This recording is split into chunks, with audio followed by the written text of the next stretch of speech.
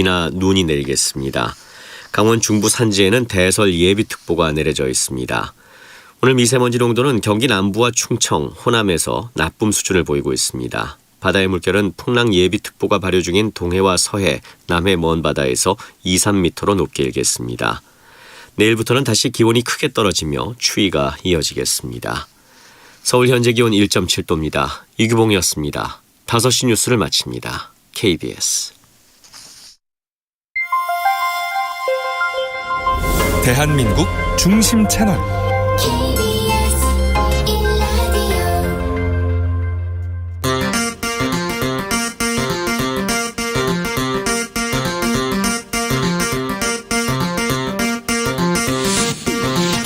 주진우 라이브.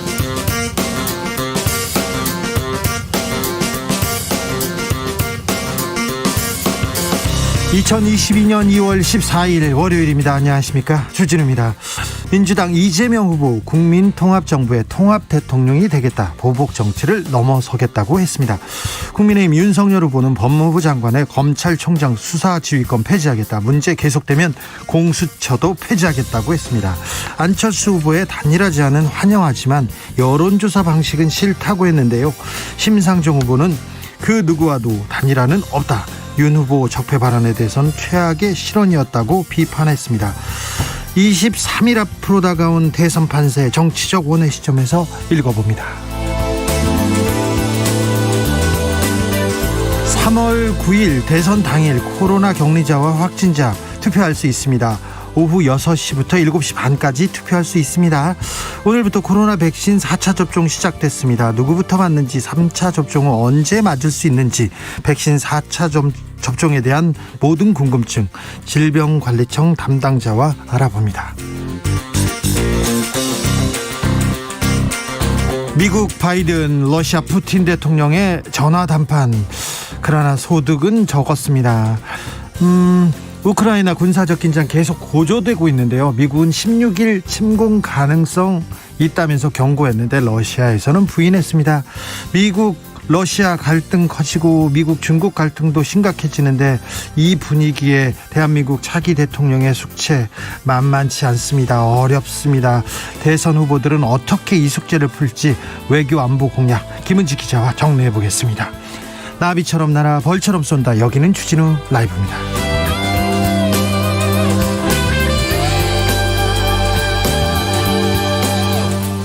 오늘도 자중자애, 겸손하고 진정성 있게 여러분과 함께 하겠습니다.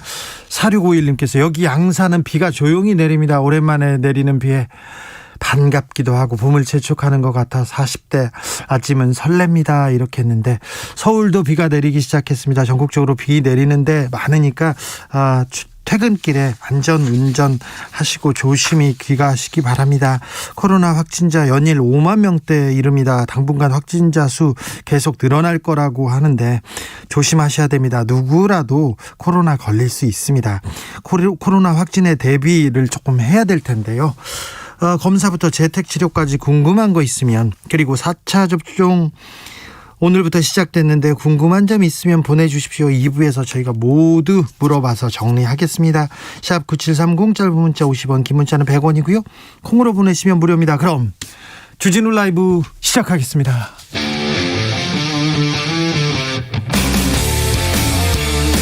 탐사보도 외길 인생 20년. 주 기자가 제일 싫어하는 것은?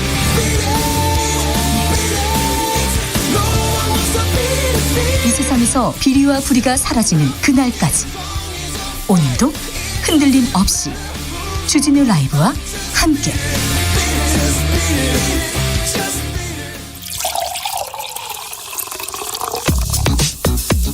진짜 중요한 뉴스면 쭉 뽑아냈습니다. 주 라이브가 뽑은 오늘의 뉴스 주스. 정상근 기자, 어서 오세요. 네, 안녕하십니까. 코로나 상황 어떻습니까? 네, 오늘 코로나19 신규 확진자 수는 54,619명이 나왔습니다. 어제보다 1,800여 명 정도 줄었습니다만 이 주말 검사 건수 감소 영향으로 보이고요. 지난주에 비해 1.5배 더 많아지면서 월요일 발표된 확진자 수 기준으로는 역대 최다치입니다. 네. 그리고 위중증 환자 수가 306명으로 300명대로 17일 만에 올라왔습니다. 확진자 수 증가폭에 비하면 크진 않은 증가폭입니다만 정부는 이번 주부터 위중증 환자와 사망자 수가 늘어날 수 있다라고 보고 있습니다. 다만 의료 대응 역량은 아직 충분하다고 판단하고 있고요. 향후 위중증 환자 및 사망자 수, 의료 체계 등을 고려해서 사회적 거리두기 완화 여부를 검토해 나갈 계획이라고 밝혔습니다. 자가 검사 키트 이제부터 판매 방식이 바뀝니까? 네, 어제부터 온라인 판매가 금지됐고요. 그 약국과 편의점에서 사실 수가 있고 한 번에 5개까지만 살 수 있습니다. 정부는 오늘부터 이달 말까지 3천만 명분 그리고 다음 달에는 2억 명분 정도가 추가 공급되기 때문에 네. 과다하게 구매할 필요가 없다라고 강조했습니다. 걱정하실 필요 없습니다. 지금 사재기 하실 필요 전혀 없다고 합니다. 앞서 4차 접종 오늘부터 시작됐다고 했는데요. 면역 저하자, 요양시설 입소자들 4차 접종 계획이 2월 말부터 접종을 한다고 계획한다고 합니다. 자세한 내용 2부에서 알려드리겠습니다. 안철수 국민의당 후보가 윤석열 국민의힘 후보한테 단일화하자 이렇게 제안했습니다. 네, 안철수 후보는 어제 국민의힘 윤석열 후보에게 단일화를 제안했습니다. 그동안 단일화는 없고 당선을 목표로 완주하겠다 이렇게 공언했던 안철수 후보였는데요. 네, 지금까지 절대 없다고 했었어요. 네, 하지만 더 좋은 정권 교체를 위해 그리고 국민 통합의 길을 위해서 단일화를 제안한다라고 밝혔습니다. 그러면서 지난해 이 서울시장 보궐선거 후보 단일화 때의 사례를 들었습니다. 당시 오세훈 안철수 후보는 2개의 여론조사 기관을 통해 후보 경쟁력을 묻는 질문 그리고 후보 적합도를 묻는 질문을 각각 조사해서 그 결과를 50%씩 합쳐서 후보를 정한 바 있습니다. 그리고 여권 지지자를 배제하는 역선택 방지 조항은 넣지 않았었던 바 있습니다. 그런데 국민의힘 반응이 그렇게 탐탁지 않은 것 같아요. 네, 국민의힘 권영세 선거대책본부장은 단일화 방식에 있어서는 안철수 후보 제안에 우려를 표할 수밖에 없다라는 말을 했습니다. 권영세 본부장은 민주당과 이재명 후보는 선거에서 이기기 위해서라면 수단과 방법을 가리지 않을 사람들이다라면서 하지만 단일화 과정에서 벌어질 소모적 논쟁이야말로 민주당과 이재명 후보가 바라는 시나리오다라고 주장했습니다. 그래서 그러면 안철수 후보한테 그만 다 두어달라, 자진 사퇴해라 이렇게 바라고 있나요? 네, 통 큰 단일화가 필요하다라고 했는데요. 그 말이 네, 이것이 안철수 후보의 자진 사퇴를 촉구한 것으로 받아들여지고 있습니다. 국민의당에서는 양보할 생각이 없는데요. 네, 국민의당 이태규 총괄선대본부장은 안철수 후보는 진중하게 기다리는 입장이다라면서 하지만 상식적으로 오래갈 일은 아니다라고 말을 했습니다. 2, 3일 안에 단일화 협상을 시작하지 못하면 의사가 없다고 봐야 한다라고 덧붙였습니다. 네, 단일화를 띄워놓고 물밑에서는 어떤 얘기가 오갈지, 어떤 걸 주고 어떤 걸 받을지, 어느 만큼 지분을 줘야 될지 수싸움은 시작됐습니다. 계속해서 단일화 뉴스가 며칠은 갈 겁니다. 그러니까 좀 지켜보시죠. 윤석열 후보 검찰권을 강화하겠다 이런 공약을 냈어요. 네, 윤석열 후보는 법무부 장관의 검찰총장에 대한 수사지휘권을 폐지하고 공수처뿐 아니라 검찰과 경찰도 고위공직자 부패 수사를 할 수 있도록 하겠다라고 공약했습니다. 또 검찰의 독립성과 정치적 중립성을 강화하겠다면서 검찰총장이 매년 검찰청 예산을 기획재정부에 직접 요구할 수 있도록 제도화하겠다라고 밝혔고요. 잠시만요. 검찰이 고위공직자 수사를 안 해서 검찰에 대한 수사를 안 해서 고위공직자 범죄수사처가 생겼는데 이걸 또 이런 식으로 얘기하셨군요. 네, 또 국민의 의사를 존중해서 국민이 경찰 또는 검찰 수사를 받을 수 있는 권리를 보장하기로 했다라고 했고 또 경찰이 사건 송치 전에는 자율적으로 수사돼 송치 후에는 검찰이 직접 보안 수사를 할 수 있도록 하고 불송치 사건의 경우 검찰이 3차례까지 송치 요구를 할 수 있도록 하는 등 이 검찰의 권한을 강화하는 방안을 발표했습니다. 검찰 강화인데요. 검찰권 강화. 그리고 교육 정책도 오늘 발표했는데요. 이 줄 세우기가 아니라 학업 성취도와 격차를 파악하기 위해서 주기적으로 학력 평가를 실시하겠다라고 밝혔습니다. 조연수님께서 초법적 검찰국가 탄생을 예고한 겁니다. 9861님 공수처 등 다 폐지하면 다시 검찰공화국이 되어서 권력 마음대로 흔들어서 억울한 백성들 다시 많이 생기는 거 아닌가요? 얘기합니다.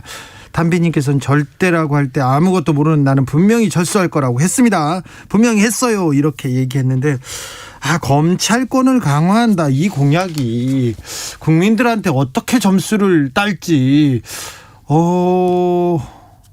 우려하는 사람들이 많을 텐데 왜 윤석열 후보는 이런 노림수를 던졌는지 이 부분에 대해서 좀 자세하게 좀 알아보겠습니다. 그런데 기차 앞좌석에 구두를 신은 채 발을 올렸던 윤석열 후보 그 사진 굉장히 큰 화제를 낳았습니다. 네, 윤석열 후보는 기차 안에서 구두를 신은 채 맞은편 의자에 발을 올려놔서 논란이 됐습니다. 민주당은 공공이 이용하는 열차인데 이 다른 사람에 대한 배려도 시민 의식도 공중 도덕도 없다라면서 이 노매너와 몰상식이 놀랍지도 않다라고 주장했습니다. 윤석열 후보 측은 다리 경련으로 양해를 구하고 잠시 다리를 올렸다라면서 세심하지 못했던 부분은 유감이다라고 말했습니다. 다리 경련이 이르면 일어나야 되는 거 아닌가요? 그리고 다리를 뻗어야 되는 거 아닌가요? 네. 세심하지 못했던 부분 유감. 아니요, 이게 이 정도 얘기가 아닐 텐데 이거는 이건 공중도덕을 어떻게 생각하시는지. 이 사진은 윤석열 후보의 상금 보좌역 이상일 전 의원이 직접 SNS에 올렸는데 저는 그게 또 이해가 안 돼요. 네. 어떻게 옆에서 발을 올리면 그러지 마세요. 지금 뭐 하시는 겁니까? 이렇게 얘기는 못 하더라도 이거 안 됩니다. 그리고 사진 찍으면서 사진 찍을 테니까 조금 다리를 내려주세요. 이런 말이라도 했을 텐데. 아니면 찍혔으면 보통 올리진 않았을 것 같아요. 그러니까요. 저는 무슨 생각을 하는지 아들이 그럴 리는 없어요. 아들이 그럴 리는 없는데 기차에서 앞자리에 의자에 신발을 올린다. 뭐 어떻게 하실 거였어요? 제지해야겠죠. 떼찌해야죠. 네. 이재명 민주당 후보는 오늘 이승만 박정희 전 대통령의 묘역에 참배했습니다. 네, 더불어민주당 이재명 후보가 공식 선거운동 시작을 하루 앞둔 오늘 이 국립 서울현충원을 찾았습니다. 이재명 후보는 먼저 현충탑에 분향 헌화한 뒤 전직 대통령들의 묘역을 참배했는데요. 김대중 전 대통령의 묘역을 가장 먼저 찾았고 다음에 김영삼 전 대통령의 묘역을 찾았는데 이후 박정희 전 대통령 그리고 이승만 전 대통령의 묘역을 순서대로 참배했습니다. 예. 이재명 후보는 지난해 10월 이 대선 후보로 선출된 뒤에는 대전 현충원을 찾은 바 있고요. 올해 1월 서울 현충원을 참배했으나 전직 대통령 묘역은 별도로 참배하지 않았었습니다. 오늘 국민 통합 정부를 외쳤어요. 네, 이재명 후보는 국민 통합 정부를 위해 필요하다면 이재명 정부라는 표현도 쓰지 않겠다라고 했고요. 이 정치 교체, 국민 통합에 동의하는 모든 정치 세력과 연대 연합해서 국민 통합 정부를 구성하겠다라고 말했습니다.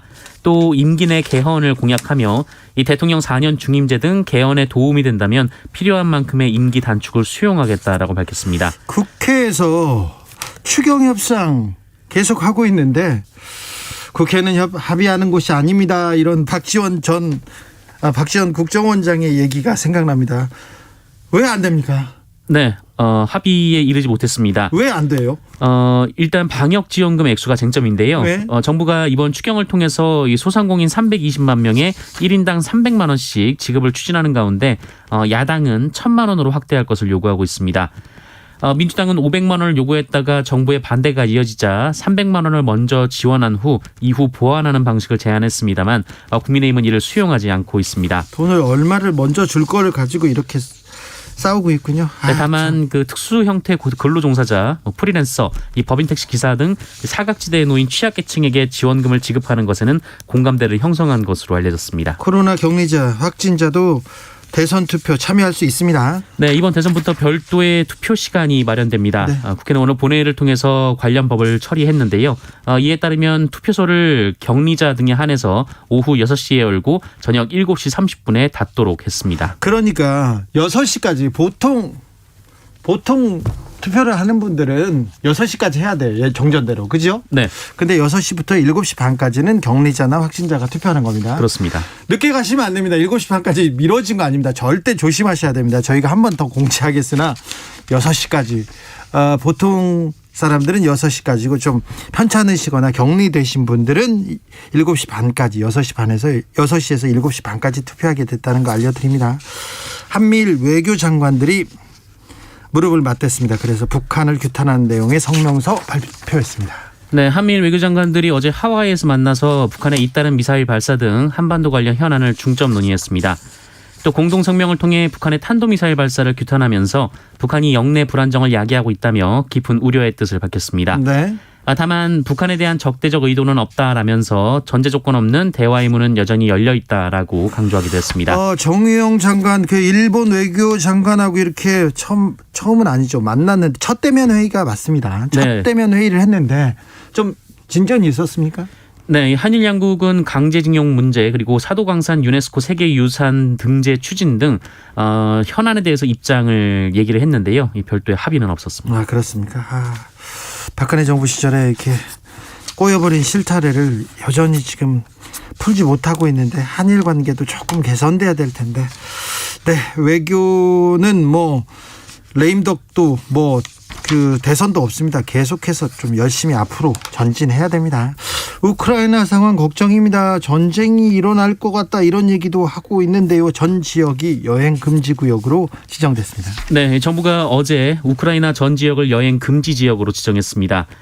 현재 우크라이나에 체류 중인 한국 국민은 300여 명인 것으로 전해지고 있는데요. 그 여행 금지로 지정됨에 따라서 많은 인원들이 출국을 할 것으로 전망이 되고 있습니다.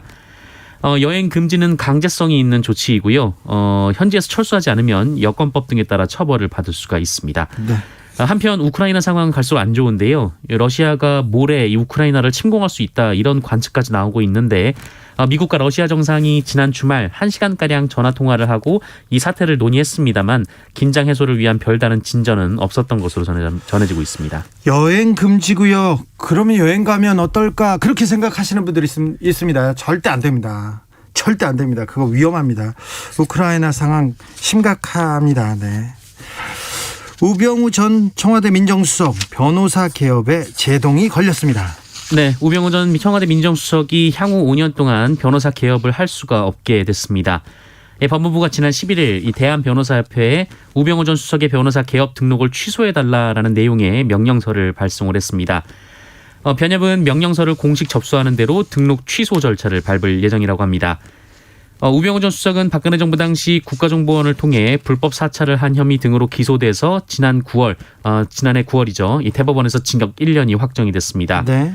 검찰의 공소장에는 국정농단 방조, 이석수 전 대통령 특별감찰관의 업무 방해 등의 혐의도 있었지만 이 부분은 대법원에서 무죄가 선고된 바 있습니다. 하지만 금고 이상의 형을 받은 사람은 이 형 집행이 끝난 뒤 5년이 지난 이후에 변호사가 될 수 있기 때문에 우병우 전 수석은 향후 5년 동안 변호사 개업을 할 수가 없을 것으로 보입니다. 우병우 전 수석과 함께 최윤수 전 국정원 2차장이 있었습니다. 우병우 수석하고 막역한 사이였고 국정원으로 보낸 우병우 라인이라고 이렇게 지목됐던 최윤수 전 국정원 2차장은 문화예술계 블랙리스트 관여 혐의로 2심에서도 유죄를 받았습니다. 근데 지금 변호사 개업해가지고 돈을 많이 벌고 있을 거려. 이분들 돈을 잘 벌고 있다는 소리는 제가 들었습니다. 나중에 이분들 어떻게 지내고 있는지 제가 또 자세하게 알려드리겠습니다. 여천 NCC 공장에서 사상자가 많이 나왔는데요. 중대재해처벌법 수사가 시작됐습니다. 네, 고용노동부가 8명의 사상자를 낸 여수국가산업단지 여천 NCC 공장 폭발 사고에 강제 수사 착수했습니다. 오늘 오전 8시 50분부터 여천 NCC 현장 사무실을 압수수색했는데요. 광주노동청은 이 중대재해 수사 담당 근로감독관 등 35명을 투입해서 중대재해처벌법 관련돼서 증거 확보를 하고 있는 상황입니다. 노동부 측은 이 사고로 4명이 숨지고 4명이 다치는 등 사안이 엄중하다라고 봤고요. 특히 여천 NCC는 2018년 유사한 사고가 있었음에도 이번에도 또 사고가 발생해서 압수수색을 진행하게 됐다라고 밝혔습니다. 광주노동청은 이번 압수수색을 통해서 확보되는 자료 등을 토대로 현장과 본사 관계자를 소환해서 중대재해처벌법 등에 대한 그 책임을 규명할 계획입니다. 네. 중고등학교 학생들이 다른 고등학생을 감금하고 폭행하는 사건이 있었습니다. 네, 인천에서 10대 남녀 무리가 이 또래 남학생을 모텔에 가둔 채 마구 때리고 알몸 사진을 촬영해 경찰에 붙잡혔습니다. 16살 남학생 등 고등학생 2명, 14살 여학생인 중학생 1명입니다. 이들은 어제 새벽 4시쯤 인천 미추홀구의 한 모텔에서 18살 남학생의 몸을 담뱃불로 지지고 또 폭행을 했습니다. 피해자가 이후 신고를 했고 경찰은 당일 오후 이들을 붙잡았습니다. 피해자는 안면 골절 등 크게 다쳐서 병원에서 치료를 받는 것으로 전해졌는데요. 경찰은 정확한 범행 동기를 수사 중이고요. 이 죄질이 나쁜 점 등을 고려해서 구속영장 신청을 검토 중인 것으로 전해졌습니다. 안면 골절이면 굉장히 폭행 정도가 심했다고 볼 수밖에 없는데요. 이 학생들 네. 따끔하게 진짜 법이 얼마나 무서운 건지 알려줘야 됩니다. 그리고 16살, 14살 여학생들이 모텔에 들어가서 누구를 감금했다고요. 이 모텔 사장님도 어떻게 이런 일이 있는지 좀 경찰이 좀 따져봐야 될 것 같습니다. 네. 주스 정상근 기자 함께했습니다. 감사합니다. 고맙습니다. 6334님께서 방송 잘 듣고 있습니다. 방송 잘 듣고 있습니다. 아들이 코로나 양성이라 격리 중인데요. 전에는 보건소에서 먹는 거 하면서 괜찮냐고 전화해서 물어보기도 음식을 주기도 했는데 요즘에는 해주는 것도 아무것도 없나요? 아들이 불쌍해요. 시켜 먹는 것도 하루 이틀인데 전화하면 맨날 라면만 먹었다고 하니까 속이 상합니다. 그리고 진단 키트는 언제부터 살 수 있나요? 약국 편의점 다 돌아다녀도 구할 수가 없습니다. 진단 키트를 구하기 어렵다는 말은 조금 너무 안타까운 현실인 것 같습니다. 이 부분에 대해서는 방역당국에서 조금 신경을 더 많이 쓰셔야 될 것 같습니다. 좀 불안해하지 않도록 이 부분은 빨리 보강해야 됩니다. 1230님 화성시 비가 촉촉히 내립니다. 63년생인데요. 4차 백신 언제쯤 맞을 수 있을까요? 2부에서 질병관리청 담당자한테 제가 물어보겠습니다. 3660님께서 주 기자님 일요일은 뭐 하세요? 일요일에도 주라 기다리기 너무 힘들어요. 그래도 근무 시간은 준수하셔야겠죠. 저도 일요일날 나와서 여러분들을 만나고 싶은데요. 전 진짜 그렇습니다. 근데 다른 분들은 좀 쉬셔야죠. 네. 감사합니다. 마음만 이렇게 주고받자고요. 교통정보센터 다녀올게요. 정현정 씨. 네, 흐린 날씨 속에서 퇴근길 무렵부터는 전국 곳곳에 비나 눈이 내리겠습니다. 서울도 현재 비가 많이 내리고 있습니다. 도로도 많이 미끄러워서 업차와의 안전거리 유지하면서 조심 운전 필요하겠습니다. 먼저 경부고속도로입니다. 서울 방향으로 기흥에서 신갈분기점까지 8km 구간 정체고요. 신갈분기점 부근 4차로에서는 고장난 차도 서 있어서 부근이 혼잡합니다. 더 가서는 양재에서 반포까지 밀리고 있고요. 반대 부산 쪽으로는 한남에서 서초까지 천천히 갑니다. 신갈분기점에서 수원까지 제속도 못 내고요. 영천분기점 부근에서는 화물차가 고장나 있어서 처리 중입니다. 서울 양양고속도로 상황은 서울로 들어오는 차들이 많습니다. 서종에서 화도까지 천천히 가고요. 다음은 중부고속도로 상황인데요. 하남 방향으로 경기 광주 분기점에서 정체가 시작됐습니다. 만남 휴게소에서 하남 분기점까지 상습 정체 구간인 만큼 현재도 많이 밀리고 있습니다. 도로 위가 많이 미끄러우니까요. 꼭 감속 운전 필요하겠습니다. KBS 교통정보센터에서 정현정이었습니다.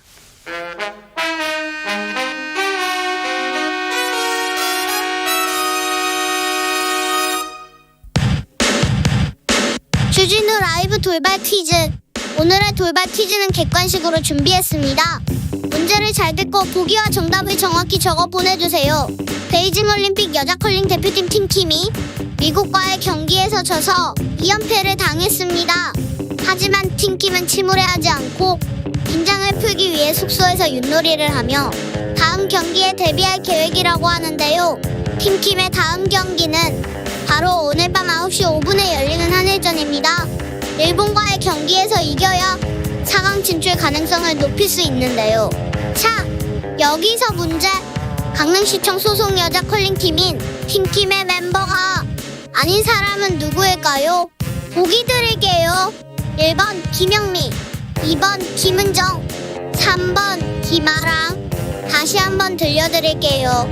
1번 김영미, 2번 김은정, 3번 김아랑. 샵9730 짧은 문자 50원, 긴 문자는 100원입니다. 지금부터 정답 보내주시는 분들 중 추첨을 통해 햄버거 쿠폰 드리겠습니다. 주진우 라이브 돌발 퀴즈 내일 또 만나요.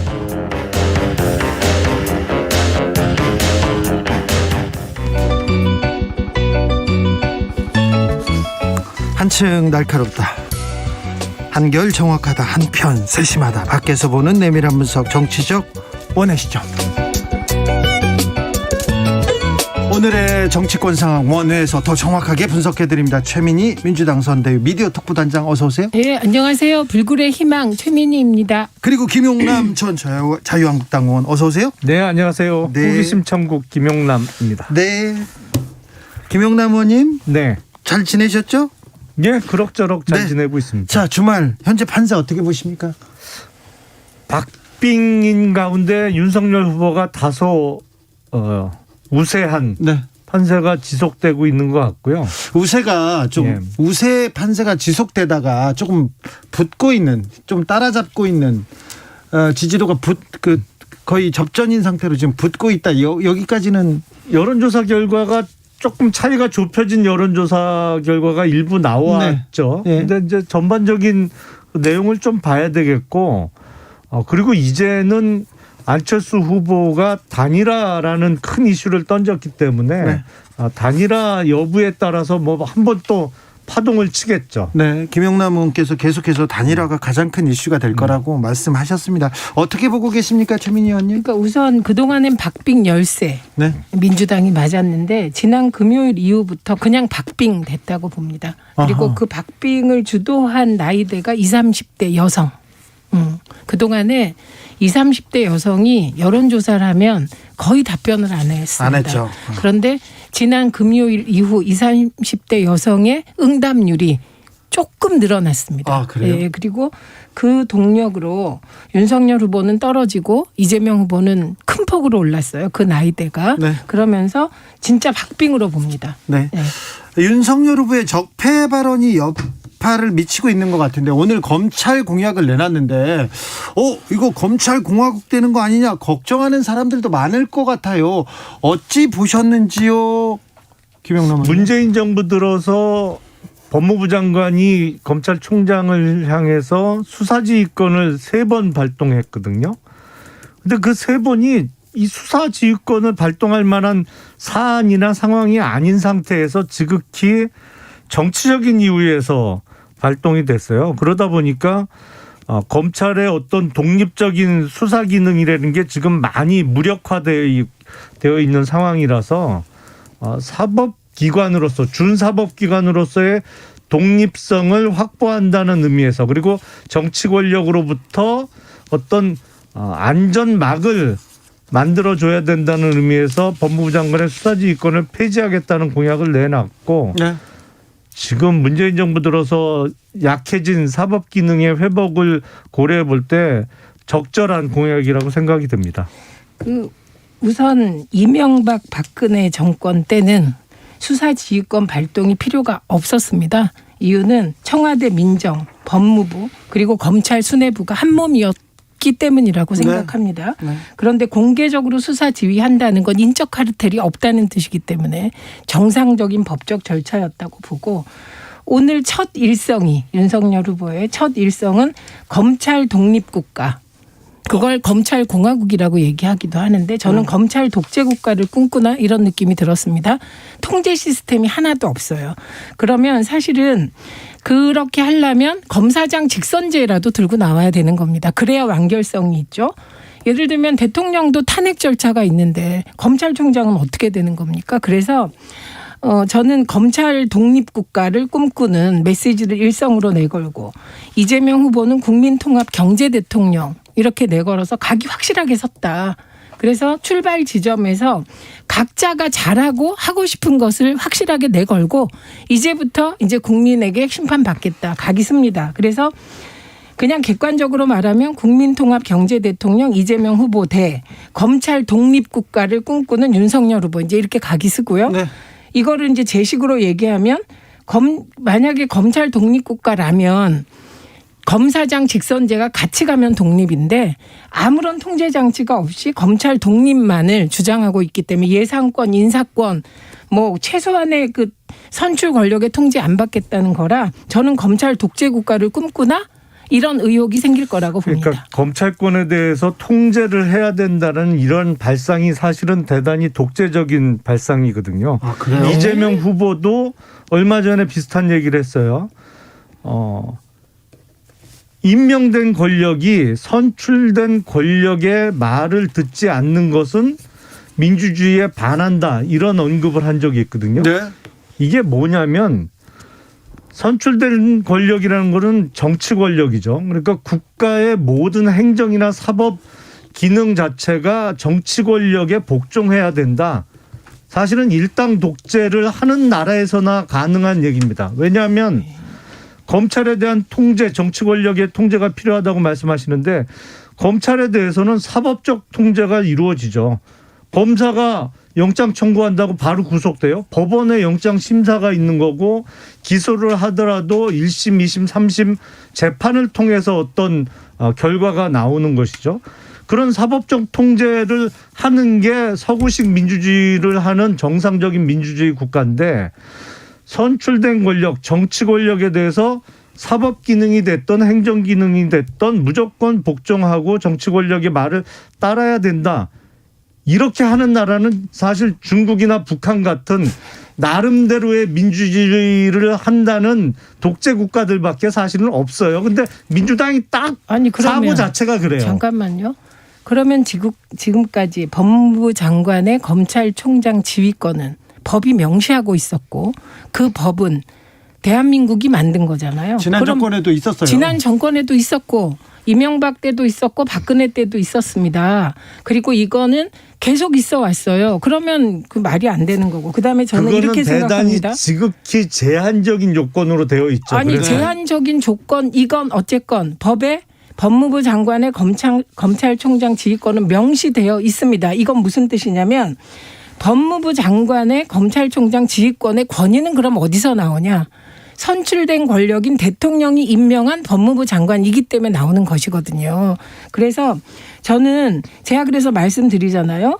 이게 논리적으로 완결되려면 그럼 검찰만 통제 안 받습니까? 다 통제받는데. 그러니까 뭐냐면 선출된 권력에 의해서 최소한의 통제를 받든지 의원님 말씀대로 아니면 국민의 통제를 받으라는 겁니다. 그러면 검사장 직선제라도 같이 얘기를 해야 이게 말이 되지. 어떻게 검찰은 완전히 독립돼서 인사권, 예산권 다 혼자 갖고 마음대로 하겠다는 겁니까? 7617님께서 네. 권력 분립과 견제야말로 민주주의 근간 아닌가요? 그럼 검찰은 누가 견제하나요? 이런 의견 주셨고요. 3262님께서 공수처가 제 역할 못한다고 느끼는 거는 저뿐인가요?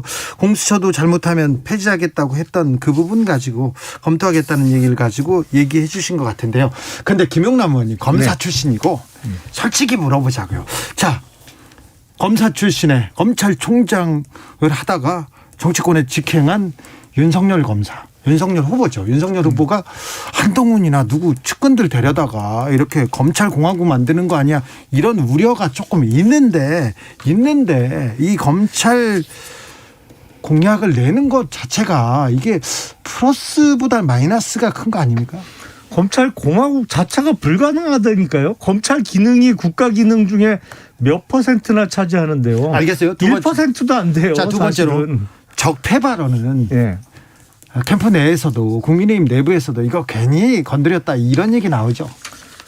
내용 자체는 지극히 상식적이고 당연한 얘기죠. 왜냐하면 문재인 정부 내에 잘못된 행위들이 있었고 그게 적폐로 볼 수 있다면 당연히 사법 시스템에 의해서 처리가 돼야겠죠. 예를 들어서 지금 장하성 전 청와대 정책실장의 동생이 운영하던 디스커버리 펀드 있잖아요. 네. 이게 지금 고객들 돈 받아갖고 운영하다가 못 돌려준 돈만 해도 2,500억 원이에요. 근데 그게 미국에 투자했던 펀드에서 이미 거기서 뻥 난 이후에도 국내에서 펀드 모집을 했다는 의혹이 있기 때문에 진작 수사와 사법 처리가 됐어야 되는데 거의 만 3년 동안 뭉갰거든요. 경찰에서. 이런 게 적폐죠. 이런 거 당연히 진작에 수사가 되고 사법 처리가 됐어야 되는데 이 문재인 정권 들어서 사법 기능이 완전히 망가졌단 말이에요. 국가적 사법 기능이. 이런 걸 정상화해야 되는 것이죠. 근데 문재인 정권 사람들은 무슨 언터처블이에요? 당연히 수사받아야죠. 근데 내용은 당연한데 그걸 갖고 생각지도 않게 문재인 대통령께서 버럭하고 화를 내시니까 이건 정치적 의도로밖에 해석할 수가 없는 거죠. 그러니까 지금 친문이지만 이재명 후보를 지지하지 않는 많은 국민들에게 어떤 시그널을 준 거 아니냐. 정치적인 의도가 있었고 선거 개입으로 볼 수밖에 없는 거죠. 지극히 정상적인 발언을 네. 정치적으로 만들어버렸다. 이렇게. 네. 재민이. 그러면 우선 만약에 불법적인 요소가 있으면 수사하겠다. 이렇게 얘기했으면 문제가 됐을까요? 원칙적으로는 이렇게 얘기를 해야 되는 겁니다. 근데 기자의 질문이 문재인 정부의 적폐 수사할 겁니까? 이렇게 물었어요, 기자가. 그러면 그거에 대해서 보통의 정치인들은 그거는 적폐가 있는지부터 확인해야 됩니다라고 말하는 게 정상인데 윤석열 후보가 어떻게 대응했는지 아시죠? 해야죠, 돼야죠. 기다렸다는 듯이. 뿐만 아닙니다. 새시대위원회가 공개한 그 인터뷰 내용을 보면 이 정권이 겁이 없어. 5년짜리 정권이 겁이 없어. 이런 요지의 얘기를 합니다. 검찰을 건드렸다는 요지의 얘기였어요. 그래서 저는 만약에 윤석열 후보가 적폐가 있다면 수사하겠다라는 완결된 문장을 얘기했으면 그 말이 맞습니다. 근데 그게 아니었기 때문에 그리고 그 영상이 그대로 남아있기 때문에 의원님이 좀 더 살펴보셔라. 그래서 이거는 민주당 입장에서는 당연히 무조건 적폐라고 몰아서 수사를 하려고 하는 적폐몰이 정치보복인가라고 반발할 수밖에 없는 상황이다. 이런 말씀 드리고요. 오늘 말씀 진짜 잘하셨는데 제가 취재해 보니 그 소위 디스커버리 펀드와 관련하여 이거를 일종의 적폐로 보는 시각이 그 국민의힘 주변 어딘가에 있다는 얘기를 제가 취재를 했습니다. 예, 그런데 언론도 그렇게 보도하고 예, 있습니다. 그런데 핵심이 뭐냐면 장하성, 김상조 이 두 사람이 사전 정보를 빼내서 이 사람들 펀드를 팔았다면 성립이 돼요. 네. 그런데 이 두 사람 다 펀드 환매 요청을 전혀 안 해서 손해보면 같이 손해보는 거예요.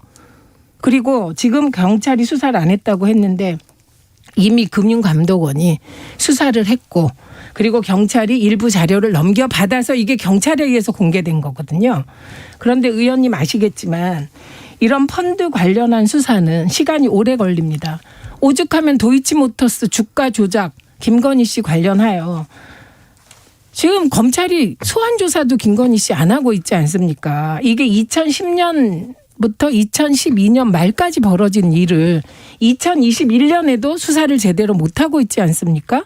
그래서 저는 이게 없는 사실을 만들어서 적폐몰이를 하려는 게 아니냐라는 의혹이 디스커버리 펀드에서 장하성, 김상조 두 사람을 어거지로 갖다 붙인 건이라고 생각합니다. 김영남. 그 시중에서 이거는 장하성 동생 펀드로 다 선전이 됐지 디스커버리 펀드라는 이름보다도 장하성 청와대 정책실장 동생이 운영하는 펀드다. 그리고 이거를 KB국민은행에서 6,700억 원을 팔아줬어요. 이 사모펀드를. 네. 근데 사모펀드 운영사 같은 경우에 보통 펀드 그 투자받는 금액의 연 2% 내외의 운영 보수를 받습니다. 기본 보수라고 하죠. 그러니까 성과가 좋든 나쁘든 일단 받는 수수료 6,700억 원이면요. 연 2% 하면 연 130억 원이 넘어요. 어마어마한 특혜를 준 겁니다. 이게 사모펀드 운영사 우리나라에 대략 300여 개 정도 있는데 KB 같은 대형은행에서 이거 6,700억씩 팔아주는 경우가 없어요. 거의 없어요. 그런 경우가. 그리고 지금 장하성 실장 같은 경우에 여기에 60억 원을 초창기에 넣었다는데 이거를 언제 회수했는지 회수 여부가 아직 밝혀진 게 없는 것으로 제가 알고 있고요. 아닙니다. 그리고 이런 게 아무리 시간이 걸려도 지금 만 3년을 뭉개는 경우는 못 받고 정상이 지극히 아닙니다. 그리고 김건희 씨 주가 조작이라고 자꾸 주장하는데 내용 보니까 2년 정도 2년이 좀 못 되는 기간 동안 40여 회를 거래를 해서 매매를 해서 주가를 조작했다는 게 민주당 주장이에요. 저도 주가 조작 사건 수사해봤지만 2년 동안 40여 회가 아니고 40만 번 정도 매매를 해도 주가가 움직일지 말지 안 되는 거예요. 그게. 네. 우선 장하성, 김상조 두 분은 환매한 적이 없기 때문에 그 만약에 이분들이 환매한 적이 있다면 그건 다르겠지만 환매한 적 없다고 했고 경찰이 이에 대해서 다른 대응을 하지 않기 때문에 일단 그것이 사실로 보이고요. 우선 김건희 씨 관련하여 40여 차례로 주가 조작이 됐다고 주장한 사람 하나도 없습니다. 이 도이치모터스 주가 조작 사건은 권오수를 비롯하여 최소한 7명이 연루되어 있었고요. 그중에 주범들은 다 구속돼 있는 상태이고요. 그리고 이들이 활용한 계좌만도 150개 정도 된다고 합니다. 이 중에 김건희 씨가 가지고 있는 주식 계좌는 DS, 대신증권, 미래에셋 등 해서 6개 내외의 계좌를 이용한 것으로 보이고요.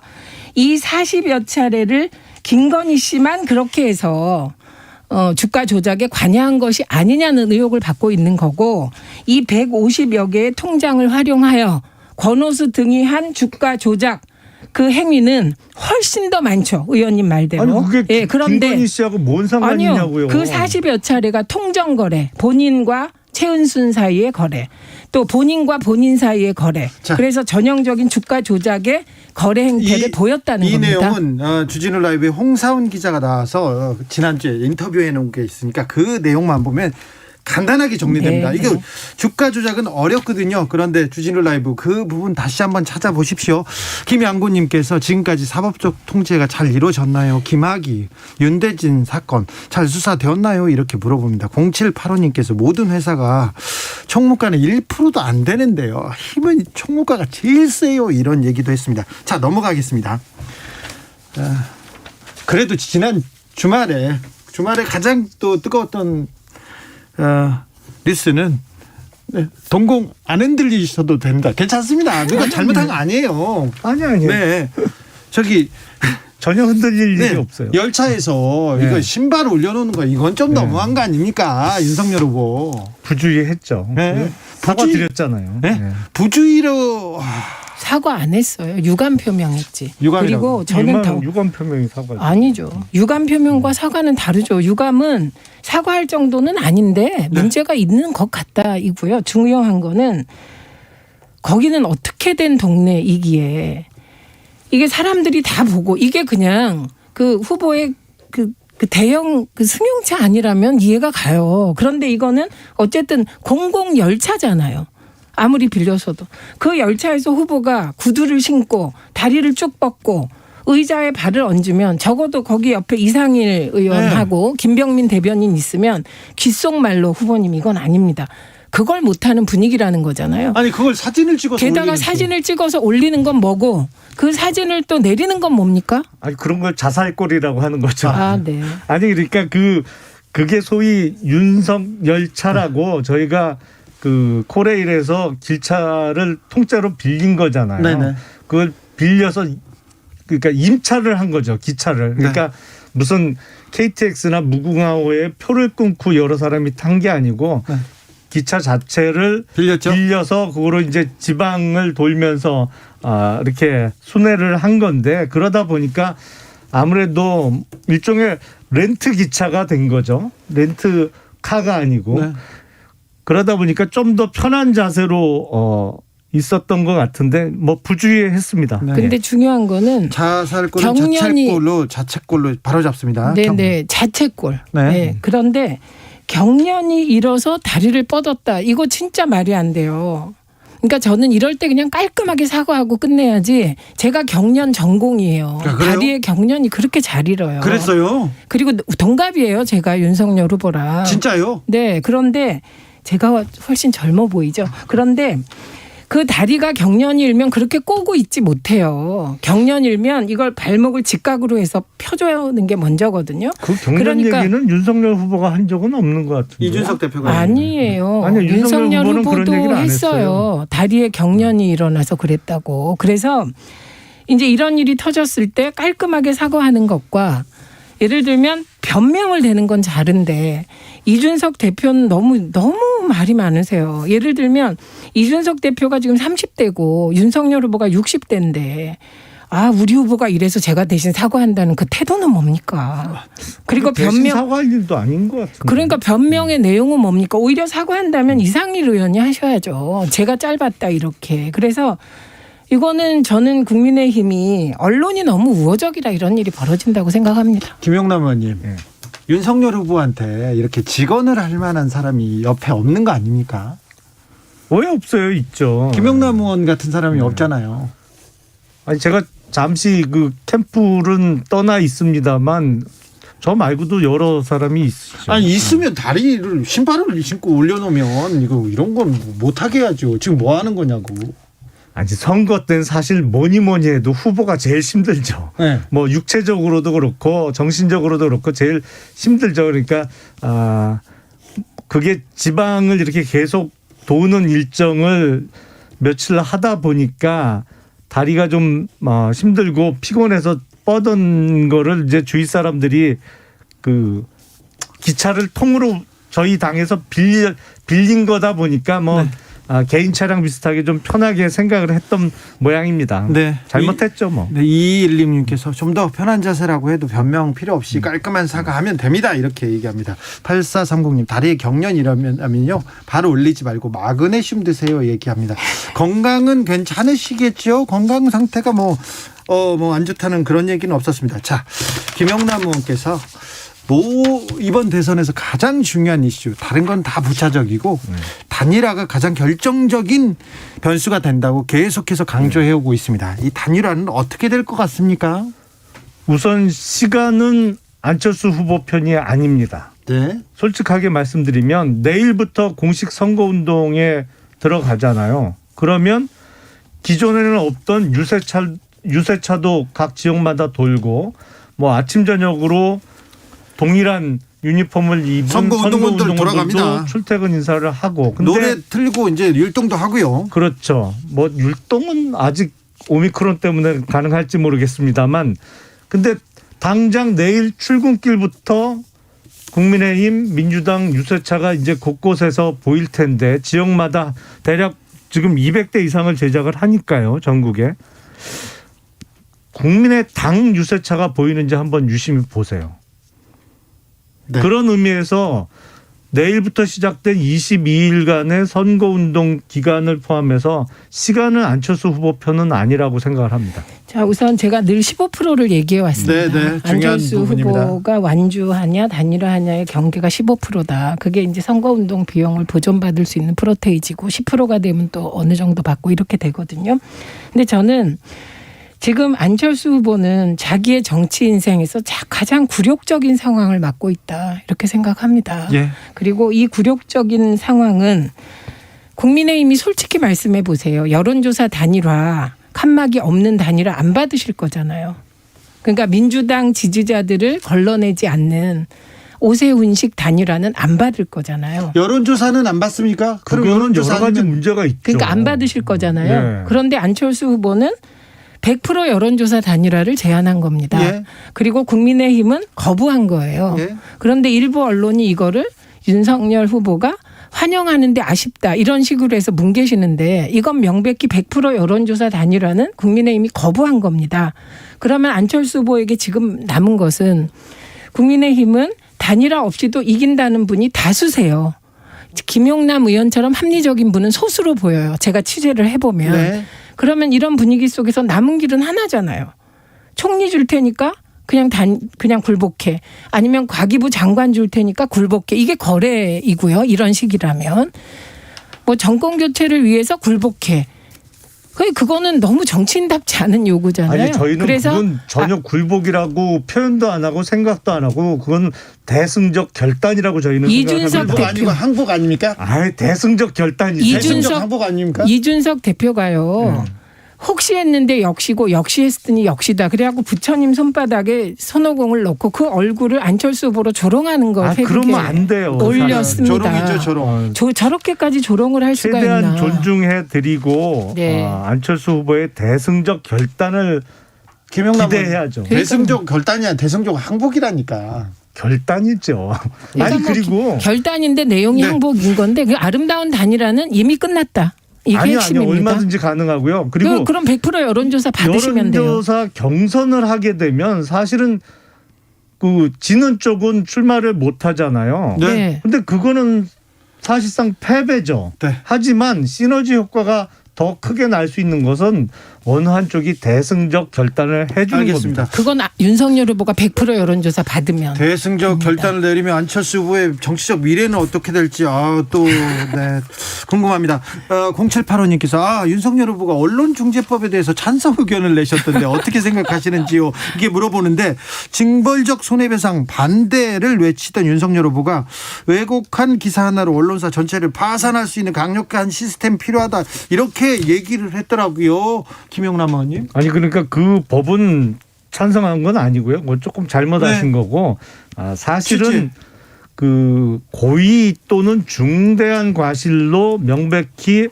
허위 기사를 낸 경우에 기존에 우리 법원에서 인정해주는 손해배상 액수가 좀 부족했던 게 사실이거든요.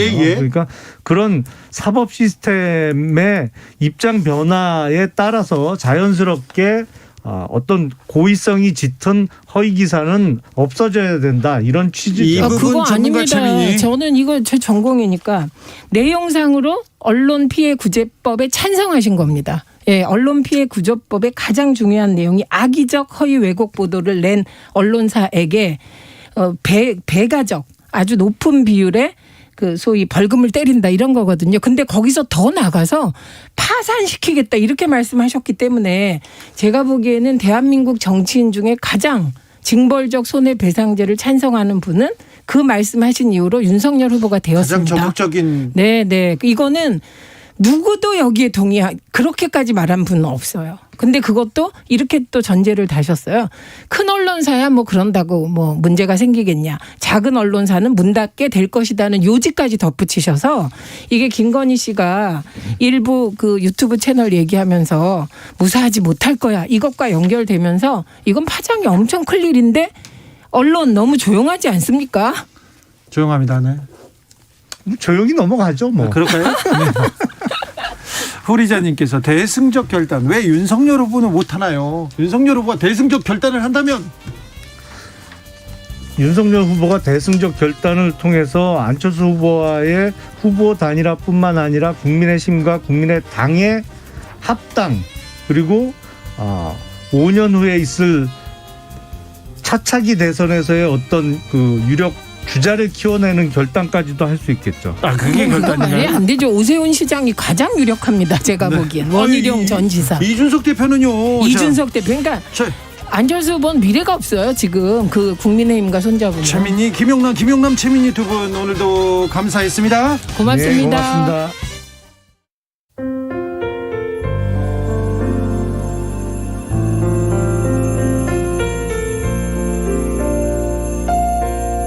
KBS 라디오 연중기획 희망충전 대한민국 469번째 이야기. 안녕하세요. 아나운서 이현주입니다. 11살이 된 윤수는 근육 발달 이상으로 태어나서 지금까지 혼자 걸어본 적이 없습니다. 우리나라에서 단 8명밖에 없는 희귀성 질환인 GNAO1 진단을 받은 윤수. 현대의학으로 윤수에게 할 수 있는 치료는 윤수가 아파할 때마다 진통제로 고통을 잊게 하는 것밖에 없습니다. 아픔이 찾아오는 횟수를 줄이려면 꾸준히 도수 치료를 받아야 하는데요. 엘리베이터가 없는 꼭대기층에 사는 윤수네 가족은 윤수가 병원에 갈 때마다 한바탕 전쟁을 치릅니다. 얼마 전 윤수를 업고 내려오던 아빠가 발을 삐끗하고 넘어지는 아찔한 일도 있었는데요. 윤수네 가족이 조금이라도 편하게 병원에 다니며 희망을 마주할 수 있도록 여러분이 지금 함께해 주세요. 여러분의 따뜻한 손길이 희망의 빛이 됩니다. ARS 060-700-1580 060-700-1580 한 통화 3,000원으로 희망을 선물해 주세요. KBS 라디오 연중기획 희망충전 대한민국은 초록우산 어린이재단, 인탑스 주식회사 그리고 청취자 여러분과 함께합니다. ARS 060-700-1580 한 통화 3,000원입니다.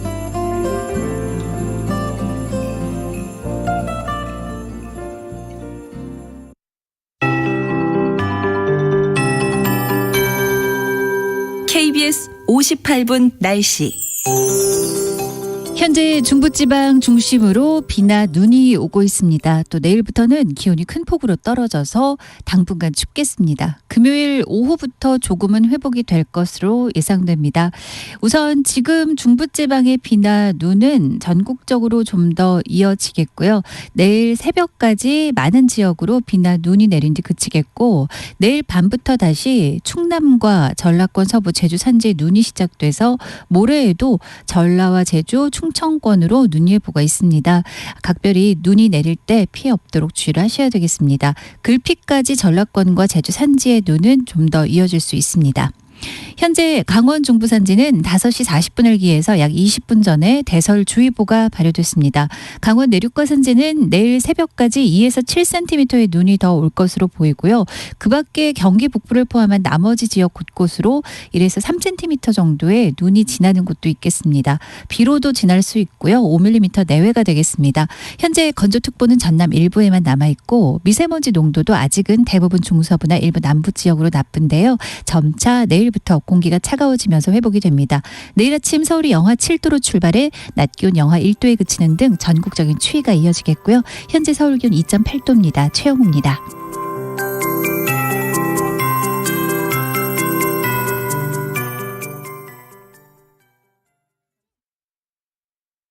정성을 다하는 국민의 방송 KBS가 6시를 알려드립니다. AM 711kHz, FM 97.3MHz, KBS 1라디오입니다. HLKA.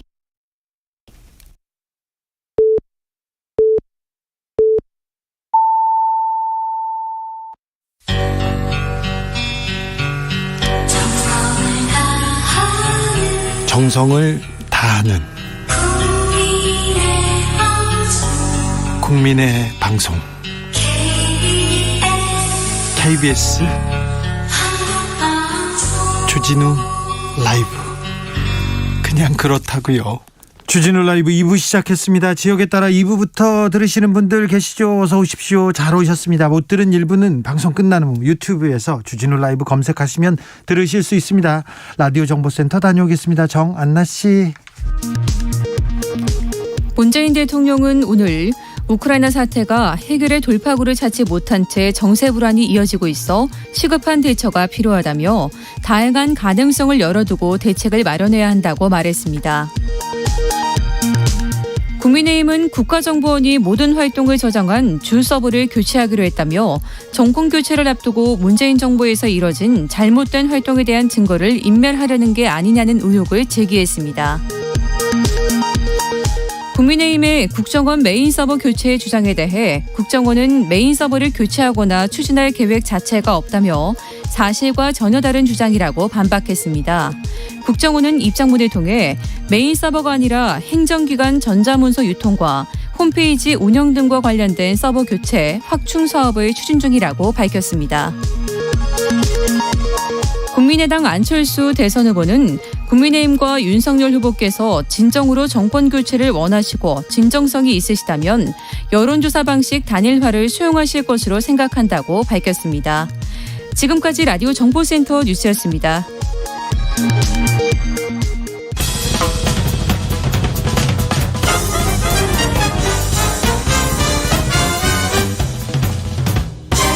훅 인터뷰.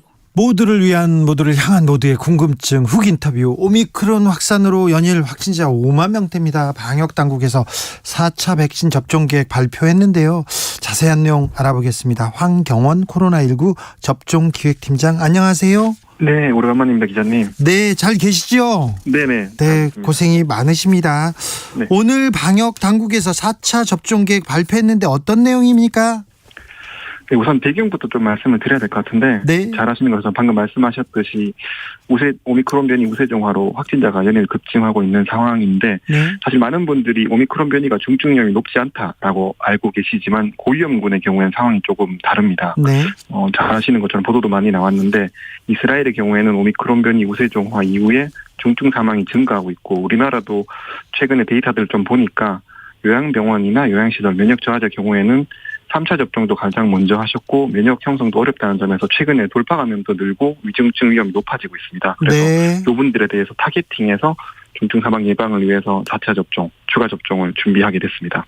예, 팀장님, 저 궁금해하시는 분들이 많아서요. 조금 천천히 얘기해 주시면 좋겠습니다. 지금 다 궁금해서 지금 다 귀를 쫑긋하고 있습니다. 알겠습니다. 이지영님께서 2차까지 화이자 맞았는데요. 부작용 기사가 많이 나오니까 무서워서요. 3차를 못 맞고 있어요. 3차를 노바백스로 맞을 수 있을까요? 이렇게 물어봅니다. 네, 3차 접종 노바백스 접종 가능하신데 다만 저희가 이제 실시 기준에 따라서 접종 이제 정해지는 내용인데 1차와 2차 때 노바백스가 아닌 다른 백신으로 접종하셨을 경우에는 원칙적으로는 3차를 mRNA 백신으로 접종하셔야 되는데 혹시나 우려되시는 부분이 있다면 이제 의사분과 상의하셔서 노바백스 백신도 접종이 가능하십니다. 예. 이스라엘에서는 4차 접종까지 맞았는데 조금 확진자는 계속 많이 나오더라고요.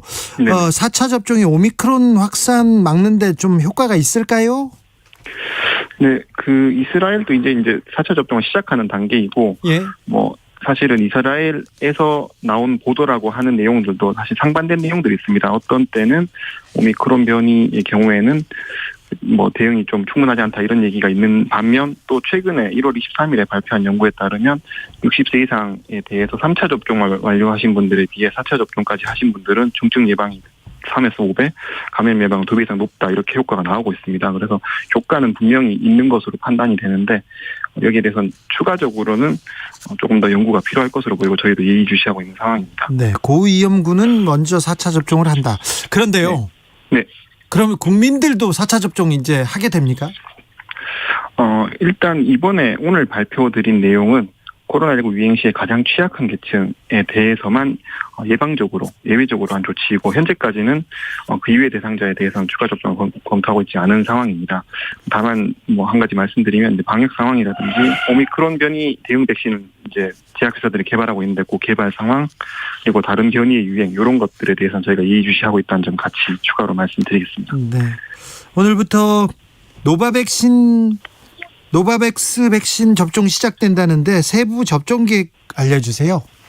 네, 말씀하신 것처럼 오늘부터 18세 이상 미접종자 대상으로 노바백스 백신 접종이 시작됐고 기본적으로는 일단 저희 고위험군부터 먼저 접종을 하고 있습니다. 그래서 요양병원에 계신 분들, 입원 환자분들 그리고 집에 계신 어르신들이나 중증 장애인분들은 기관의 자체 접종이나 시설의 방문 접종, 가정 방문 접종 등으로 접종을 하실 수 있고 일반 국민께서도 오늘부터 당일 접종 방식으로 SNS 예약이나 의료기관 유선 확인 등을 통해서 접종하실 수 있습니다. 네, 노바백스 백신이 다른 백신에 비해 안전하다 이런 얘기도 이렇게 나오는 것 같은데 좀 부작용이 적은 것도 사실입니까?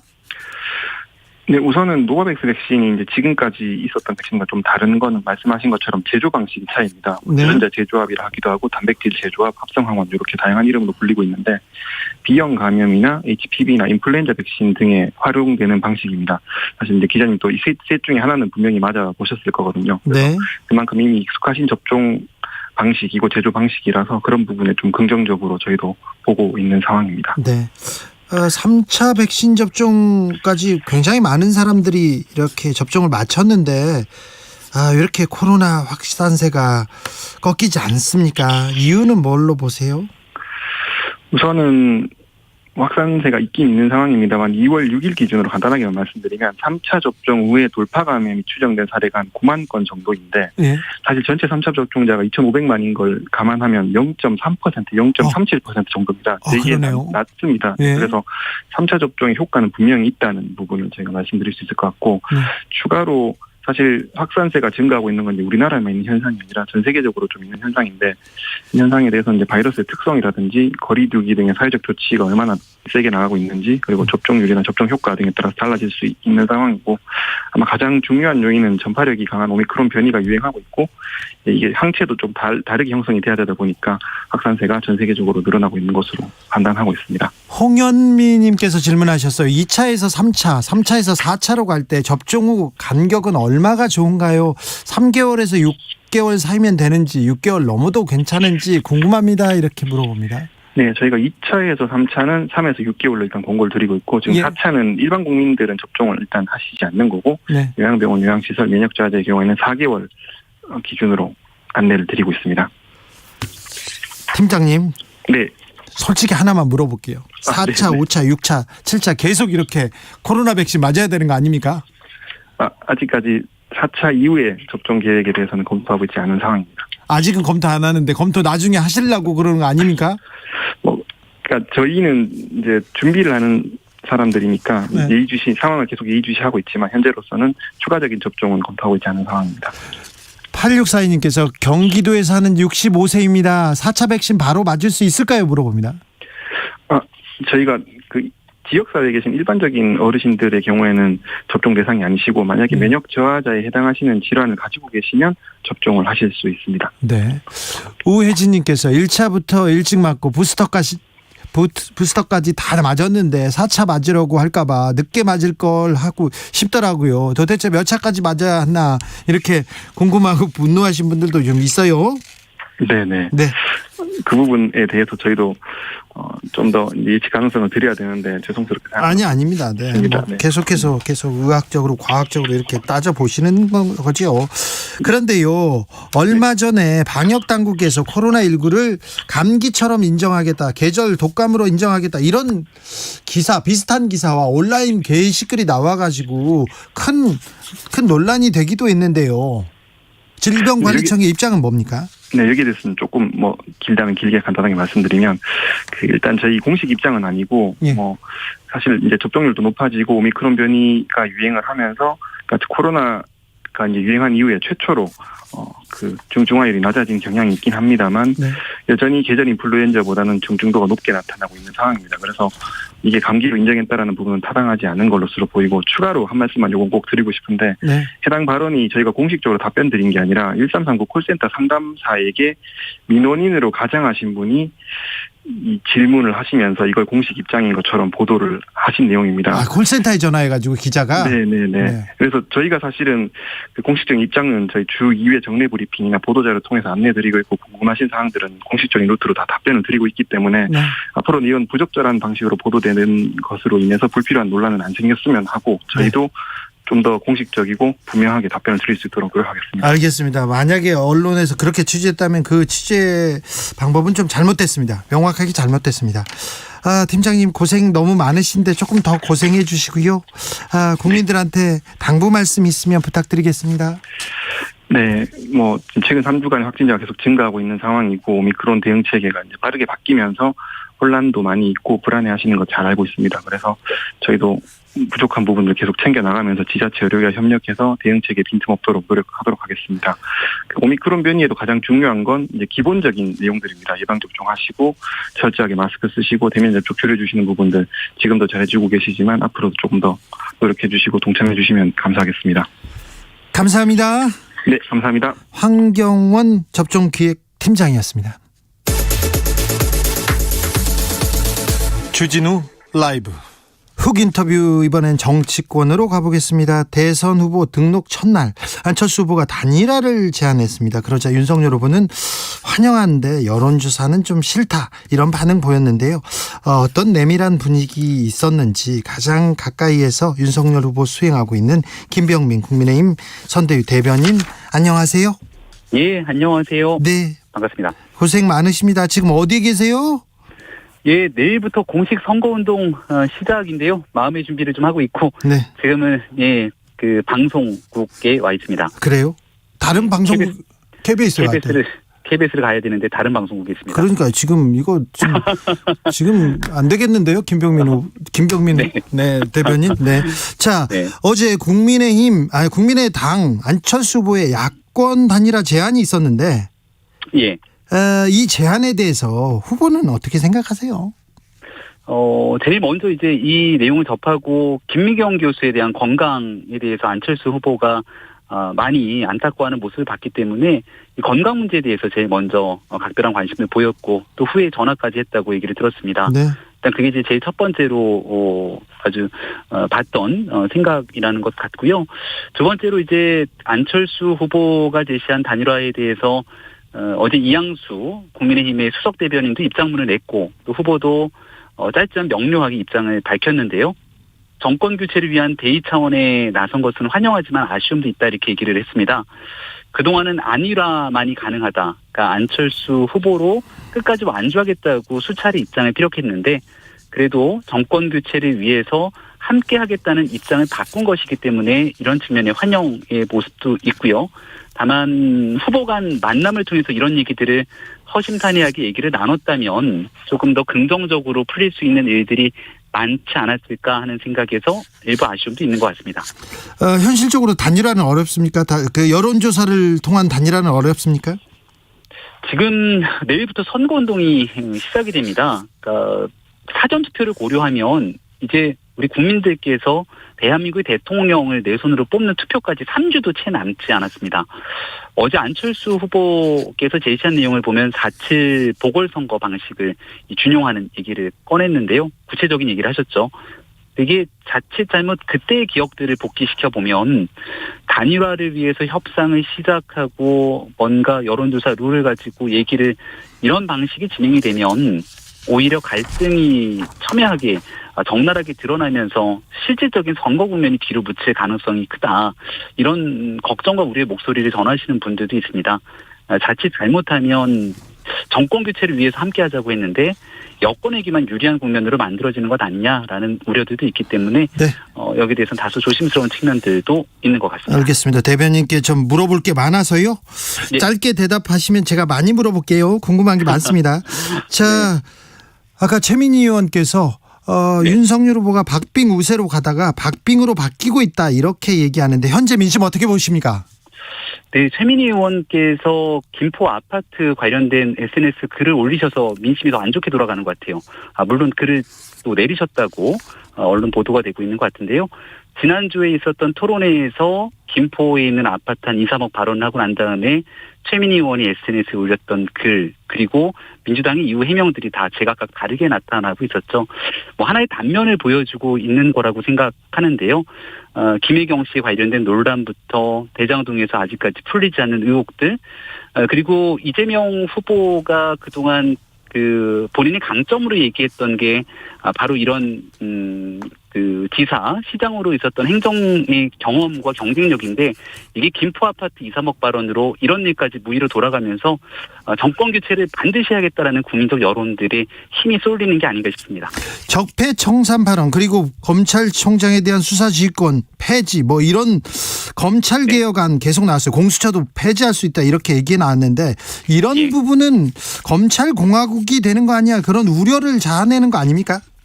매우 합리적인 주장들을 했다고 생각하고요. 공수처 폐지를 하겠다가 아니라 공수처가 패스트 트랙으로 제정되는 당시에 독소 조항에 대해서 조정을 하겠다고 얘기를 한 바 있습니다.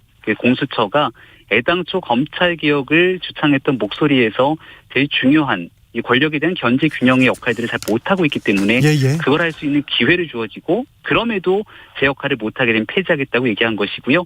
오히려 그 대한민국 대통령이 임명하는 법무부 장관이 정치적인 입장으로 개별 사건에 대한 검찰총장 수사 지휘하게 되는 것 이것이 훨씬 더 큰 문제라는 게 추미애 전 장관 사태로 드러났기 때문에 이렇게 잘못된 길을 바로잡고 법과 원칙 시스템을 통한 정치를 하겠다는 입장을 피력한 바 있습니다. 캠프 내에서 솔직히 말해서 적폐청산 발언 그거 좀 부적절했다 이런 얘기는 좀 나왔죠. 그렇게 생각하지 않고요. 그리고 문재인 대통령 그런 얘기도 안 나왔어요? 문재인 대통령께서 오랜 기간 성역 없는 수사의 중요성을 강조하지 않았습니까? 그래서 그런 대통령의 발언처럼 성역 없는 수사라는 건 없는 죄를 표적 삼아서 만들어서도 안 되는 거고 있는 죄를 덮어서도 안 되는 거기 때문에 이런 일에 대한 취지를 충분하게 설명했던 것에 대해서 같이 공감하고 있습니다. TV토론 당시에 이재명 후보가 윤석열 후보 검찰총장 재직 당시 무속인 말 듣고 신천지 압수수색 거부한 거 아니냐 이런 의혹 제기했지 않습니까? 여기에 대해서는 어떤 입장이신지요? 이 무속에 대한 게 결국은 주술 논란 이런 거로 악의적인 네거티브 선거 국면을 끌고 가려는 것 같은데요. 불과 얼마 전까지 네거티브 하지 않겠다를 선언했던 이재명 후보가 또 아주 금세 말을 바꾸는 모습을 보였는데 오늘 또 조금 전에 뉴스에 나온 걸 보니까 이재명 후보 선대위 상임위원장에 선임됐다고 임명장을 올린 인사가 윤 후보에 대한 저주 주술 의식을 행하는 사진을 올렸다 삭제하는 일이 벌어집니다. 여기에 대해서는 또 그럼 저주 주술로 대선을 치르려고 하는 거냐 이런 물음에 대해서 이재명 후보와 민주당도 좀 답을 했으면 좋겠습니다. 네. 누구 얘기죠? 네? 어떤 분 얘기죠? 이재명 후보 선대위의 상임위원장으로 선임됐다고 임명장을 올린 인사가 예, 그러니까요. 예, 네. 예. 그 부분 예, 뉴스를 확인해 보시면 알겠어요. 그분은 이름은 잘 모르겠는데 네네. 이런 내용들이 오늘 하루 종일 회자가 되고 있습니다. 네, 조선일보 기사에 올랐는데 저희가 확인해서 네. 말씀드릴게요. TV 토론 때 윤 후보 흰 눈썹 붙이고 나왔다. 이 의혹에 대해서는 어떻게 보세요? 글쎄요. 그건 뭐예요?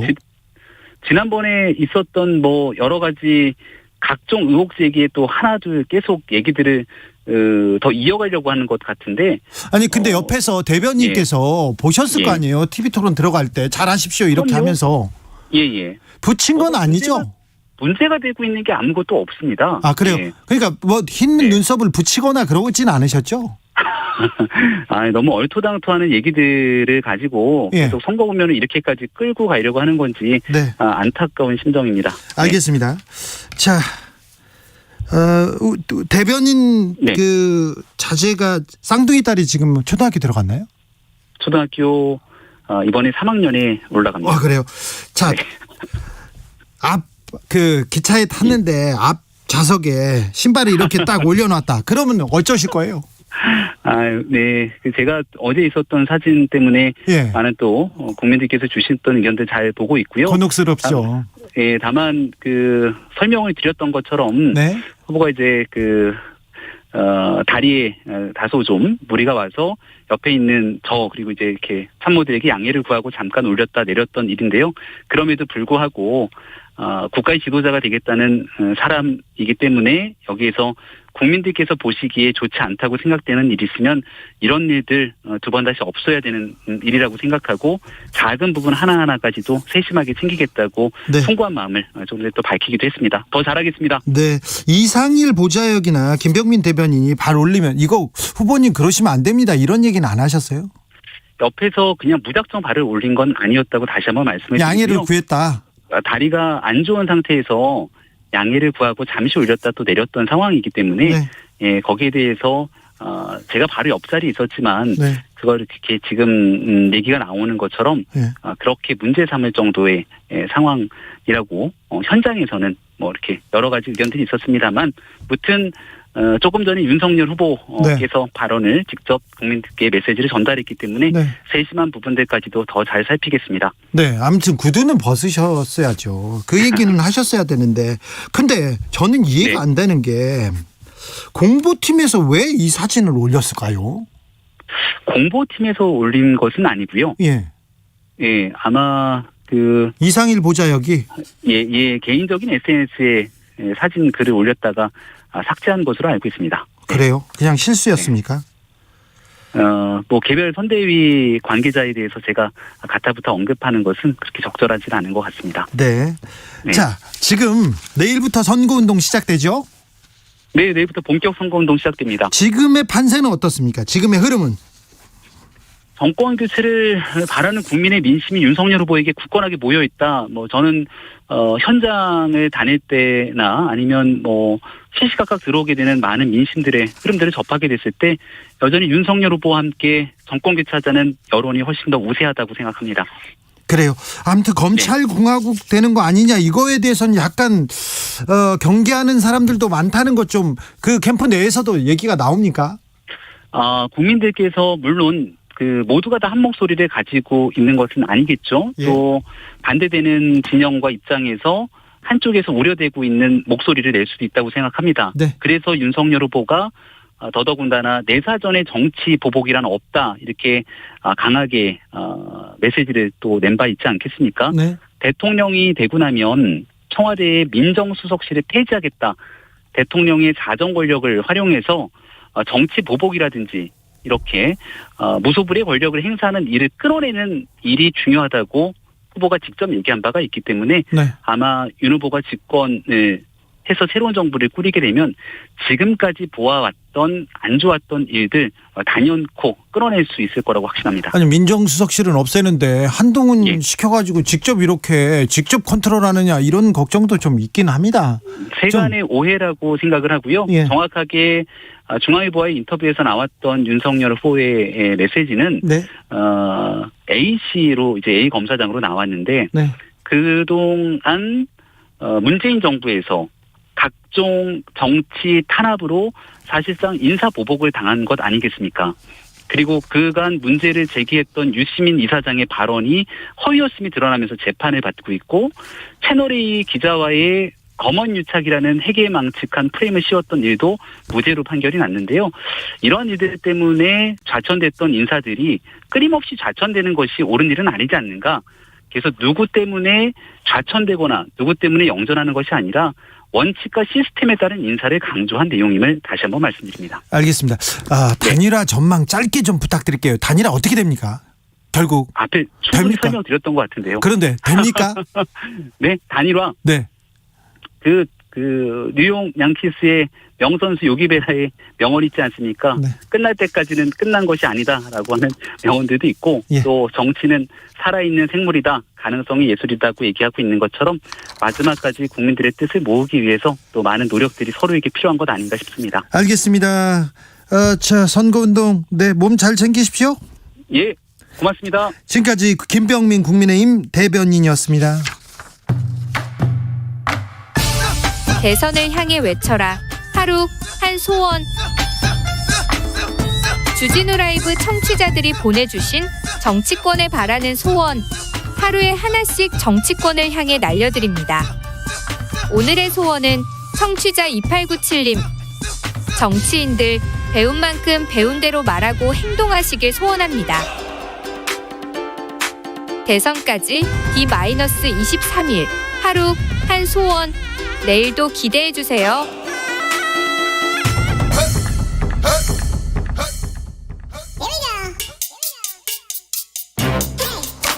뉴스를 향한 진지한 고민, 기자들의 수다.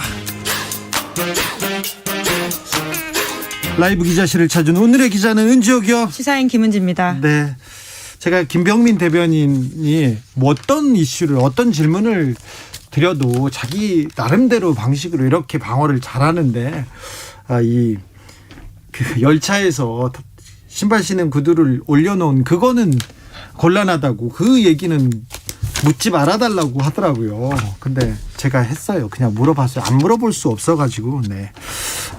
저 김병민 대변인한테는 조금 죄송하지만 그 국민들이 가장 관심사였고 어제 그 자리에 있었기 때문에 그거 안 물어볼 수 없었습니다. 언론인으로. 네, 해명을 같이 말씀해 주시면 될 것 같은데요. 윤석열 후보 쪽에선 다리에 경련이 나서 잠깐 그렇게 했다 이렇게 밝혔습니다. 다리에 경련이 일어나면 일어나야 됩니다. 다리 이렇게 올려놓고 이렇게 그러면 아버지한테 혼납니다. 네, 아이들은요. 네, 아버지가 그렇게 올린다고 해도 그러면 안 된다고 이렇게 얘기해야죠. 누군가는 얘기를 했어야 되는데 왜 윤석열 후보 주변에서는 그 얘기를 하는 사람이 없었을지 좀 이해가 안 됩니다. 자, 오늘 준비한 첫 뉴스 가볼까요?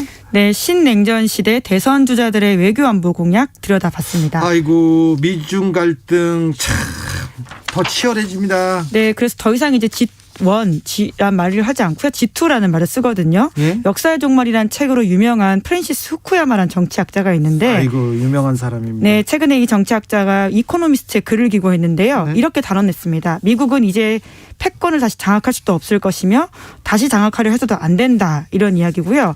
또 영미권에서 이런 이야기 나오는데 영국 싱크탱크 경제경영연구소에 따르면 2030년에 중국이 세계경제 1위국 된다라고 합니다. 그만큼 세계 질서가 요동친다 이렇게 보면 될 것 같은데요. 게다가 올해에는 또 미국이 중간선거가 있고요. 또 중국에서는 20차 당대회가 있습니다. 시진핑 장기 집권 점쳐지고 있다 보니까 이번 20대 대선에서는 신냉전 시대에 각 후보들이 어떤 비전을 가지고 있는지 굉장히 중요하다라고 볼 수밖에 없는데 실제로 두 후보가 경제 공약 이런 게 굉장히 비슷하다는 평가를 받거든요. 하지만 외교안보 공약에서만은 정말 다릅니다. 어떻게 다릅니까? 네, 우선은 윤석열 국민의힘 대선 후보가 가장 공세적으로 이슈를 던지고 있다. 이렇게 이해하시면 될 텐데요. 네. 요약하자면 반문재인 이렇게 볼 수 있습니다. 아니 모든 공약이 반문재인이지 않습니까? 그런데 반문재인 어떤 쪽으로요?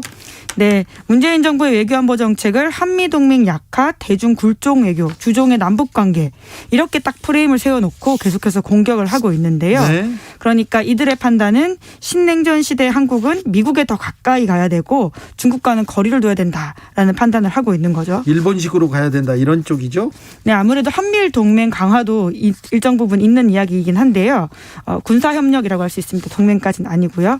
그래서 박근혜 정부 시절에 사드 배치로 중국의 경제보복을 겪었던 문재인 정부에 대해서는 이렇게까지 평가하고 있는데요.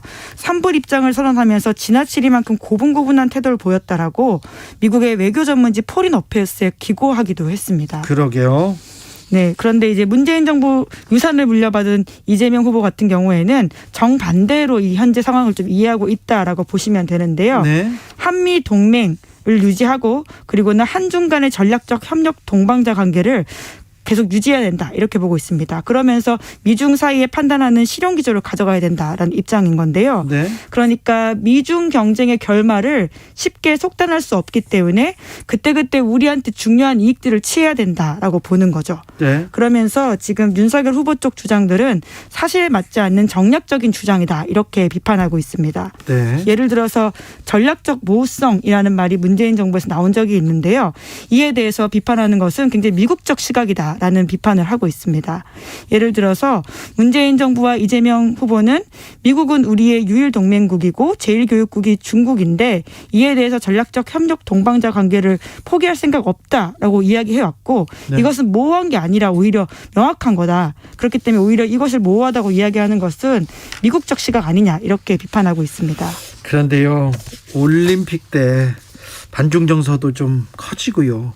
그래서 그런지 좀 여기에서 좀 각을 만들어 내려고 하는 좀 세력들이 있는 것 같습니다. 네, 이제 그러다 보니까 전직 외교관이 저와 통화해서 이런 이야기를 했었는데요. 비용이 올라가는 선거를 하고 있다라고 하는 거죠. 비용이 올라가요? 네, 그러니까 당장 선거 전에서는 그게 유리할지 몰라도 선거 이후에 이걸 어떻게 할 거냐라는 취지의 비판인 건데요. 네. 뒷감당 어떻게 하려고 이렇게 계속 지르기만 하느냐라는 걱정을 하고 있는 거죠. 네. 실제적으로 한국 국익에 뭐가 맞는지에 대한 판단, 냉정한 판단이 필요한데 지금은 지르기만 하고 있다 이런 취지의 비판인 건데요. 물론 반중 정서가 전 세계적인 부분들이 있는 건 맞습니다. 2020년에 퓨 리서치 센터라고 하는 미국의 여론조사 기관이 한 여론조사를 보면요. 한국만이 아니라 미주, 유럽 전반적으로 중국에 대해서 비우호적이다 이런 답변을 74%가 했거든요. 사실 그 근원적인 책임은 중국한테 있습니다. 중국이 중화 사상 얘기하면서 중국이 세상의 중심이다. 모든 것은 중국에서 왔다.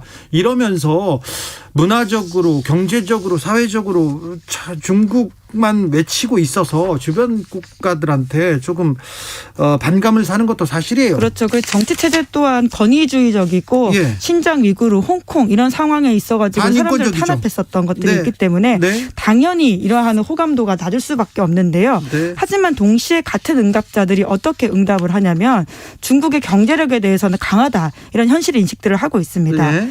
이 14개국 국민 전반적인 응답자 48%가 세계 최고 경제 강국으로 중국을 꼽았거든요. 중국하고 경제적으로 엮여 있는 나라가 더 많거든요. 예, 유럽은 훨씬 더 이런 응답들이 높은데요. 네. 이 사람들의 평균의 2위가 미국인데 35%. 그런데 한국 응답자들은 이러한 전체 평균과는 좀 거리가 있게 답을 합니다.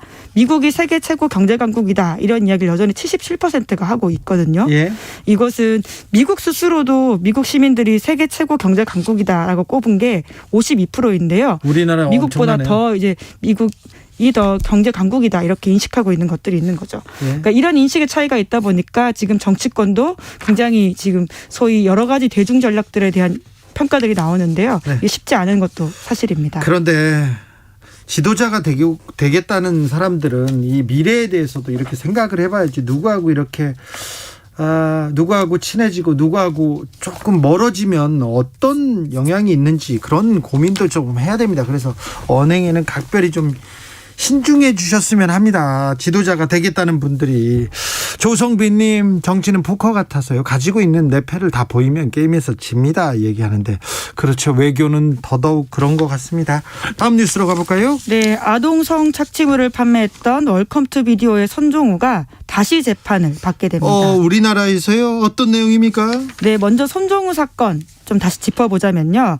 손종우는 지난 2년 8개월 동안 사이트를 운영해서 여기에 회원 수가 128만 명 달한다라고 하거든요. 네. 전 세계 최대 아동 성착취물 거래 사이트입니다. 네. 그런데 1심 법원에서 징역 2년에 집행유예 3년, 그러니까 집행유예 받았거든요. 자, 세계 최대 아동 성착취물 사이트를 거래했어요.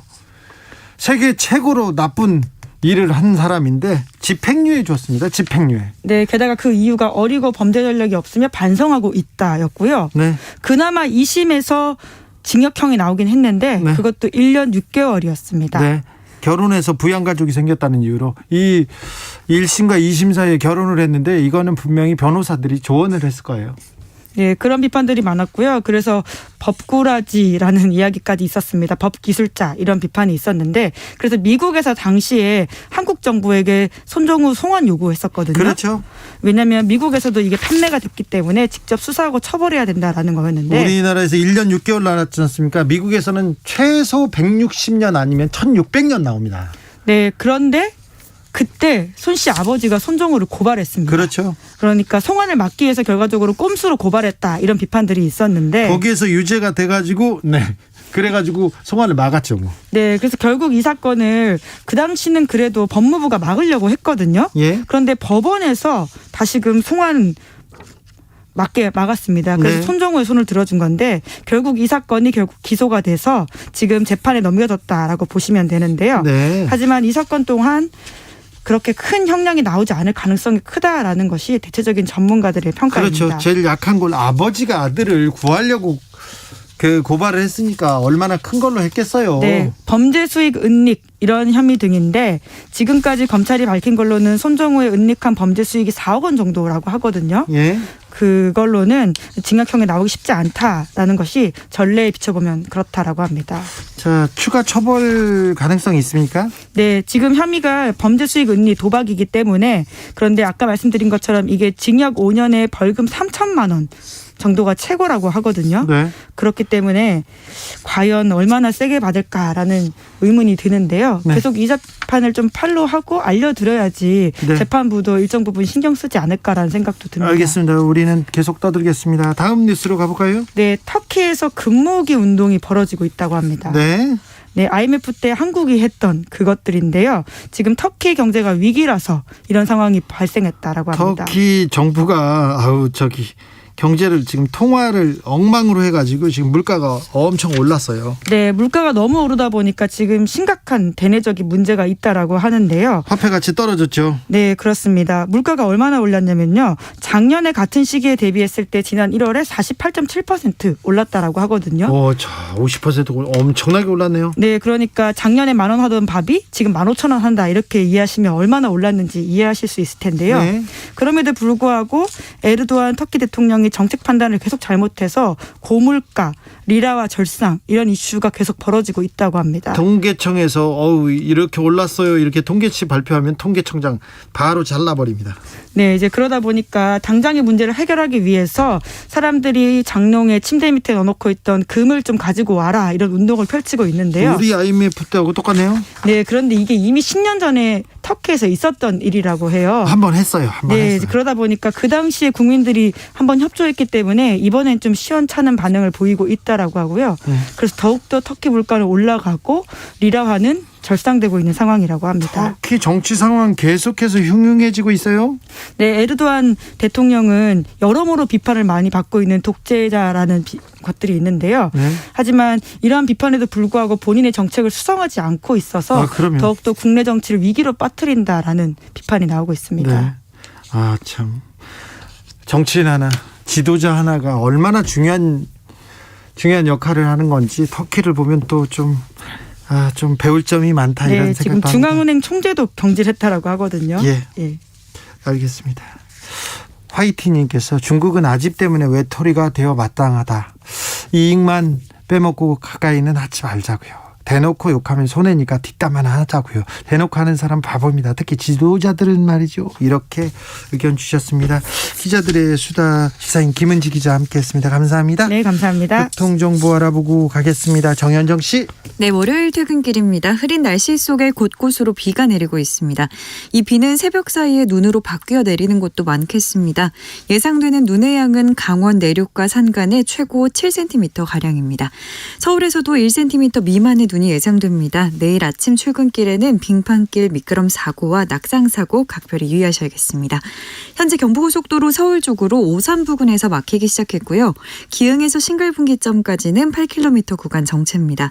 양재에서 반포까지 이어서 제속도 못 내고요. 반대 부산 쪽으로는 한남에서 서초까지 천천히 갑니다. 서울요금소 부근 4차로에서는 승용차 사고가 나서 처리하고 있습니다. 서울요금소에서 죽전까지 막히고요. 신갈분기점에서 수원까지 제속도 못 내고 있습니다. 한편 서해안고속도로 상황은 서울로 들어오는 차들이 많습니다. 화성휴게소에서 팔탄분기점까지 막히고요. 매송휴게소에서 용담터널까지 이어서 천천히 갑니다. 광명역에서 금천까지 상습 정체 구간인 만큼 현재도 막히고 있습니다. 다음은 중부고속도로 상황인데요. 하남 쪽으로 경기 광주 분기점에서 정체가 시작됐고요. 만남휴게소에서 하남 분기점까지 이 정체가 이어져 있습니다. KBS 교통정보센터에서 정현정이었습니다.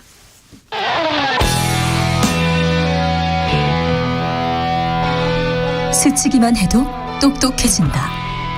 드라이브 스루 시사 주진우 라이브.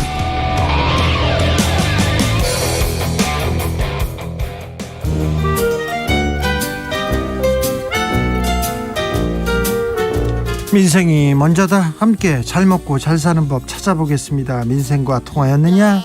생생민생 안진아 소나 민생생각 안진걸 민생경제연구소장 어서 오세요. 네, 안녕하십니까. 소장님 오늘은 어디 다녀오시는 길이에요? 여러 가지를 또 복합적으로 진행했는데요.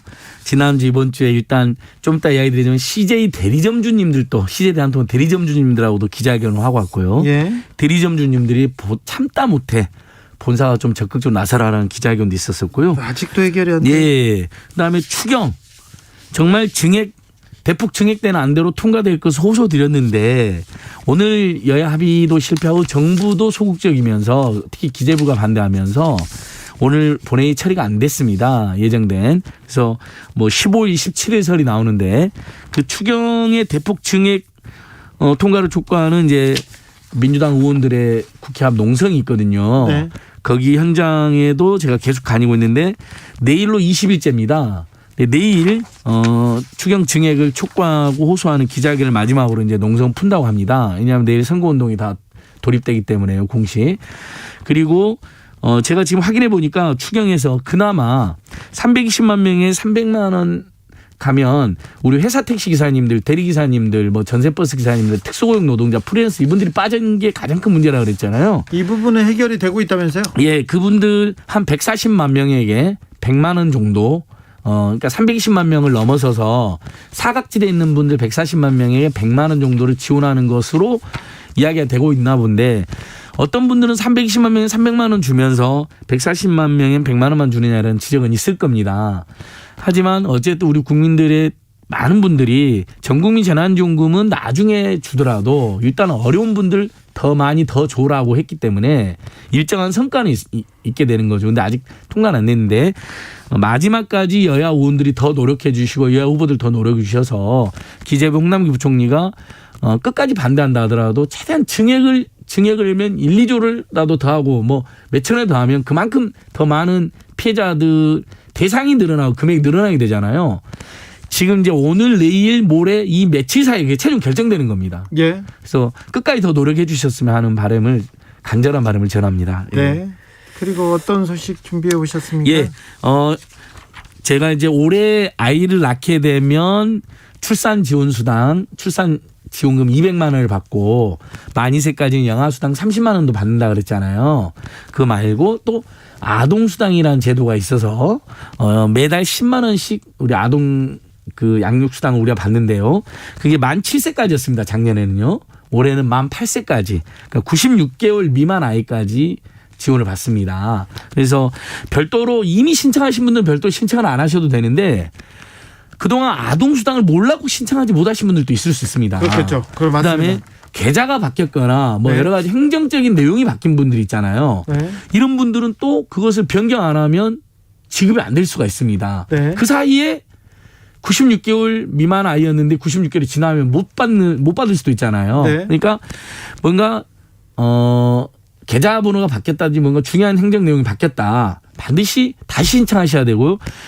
나 아이 있는데 아동수당이라는 제도를 몰랐다. 라고 한 번도 신청 안 했다. 그러면 지금이라도 빨리 신청하셔야 됩니다. 네. 그래서 만 7세에서 만 8세 96개월 미만 아이까지 10만 원씩. 저희는 이 부분을 좀 더 중장기적으로 고3 학생까지 해서 금액도 50만 원 늘려야 된다는 호소를 강하게 하고 있습니다. 그러면 네. 출생률이 많이 올라갈 겁니다. 네. SK님께서 대한통운 노조 불법 점거 농성 어떻게 생각하십니까? 범법 행위로 회사 사업 방해해도 아무 말 못하는 무능한 정부 아닙니까?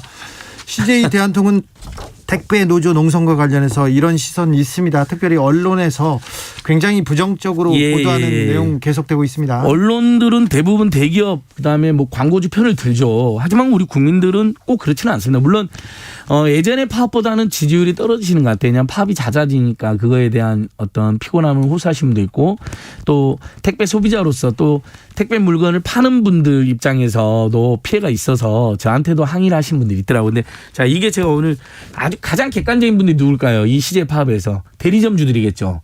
그리고 대리점주들은 기사님들과 같이 일하는 분들이니까 오히려 피해를 더 많이 보겠죠. 근데 제가 지난주 목요일 날 실제 전국에서 모인 CJ 대한통운 대리점주들하고 저희들이 CJ 대한통운 본사 앞에서 기자회견을 했습니다. 그분들이 갖고 온 피켓이 노조에 대한 비판보다 본사가 제발 파업 사태를 해서 적극적으로 나서달라. 그날 기자의 요지가 그거였거든요. 왜냐하면 자기들은 본사하고 택배 노조, 본사하고 택배기사 사이에서 끼어있기 때문에 굉장히 이 상황을 안타깝게 보고 있는데 중간에서 봤을 때 노조의 요구도 과한 부분이 일부 있지만 본사가 이 사태의 책임에 큰 책임이 있다. 적극적으로 아예 대화를 안 하고 있다. 아니 CJ 대한통운을 위해서 하루에 10시간, 11시간, 12시간도 일하고 과로사 당한 분도 꽤 많았고 그게 큰 사회적 이슈가 돼가지고 사회적 합의라는 게 이루어졌는데 그에 대한 지금 갈등이 있는 거잖아요. 그럼 대화로 해결하면 되는데 대화를 안 한다. 그래서 정말 이례적으로 CJ 대한통운 대리점주님들을 모시고 제가 기자회견 했다는 거. 빨리 네, 걱정하는 사람들이 많으니까 많습니다. 회사도 노조도 빨리 전향적으로 대화에 나서서 조금 빨리 합리적인 결과를 도출했으면 합니다. 또 오늘로 파업이 49일째고 지금 방금 이제 청자분께서 지적해 주신 것처럼 이제 CJ 대한통운 본사 점거농성 5일째입니다.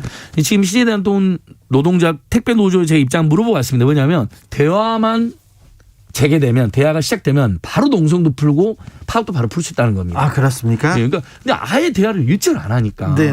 그래서 내일부터는 시민단체들이 CJ 대한통운 앞에서 촛불 집회도 연다고 합니다.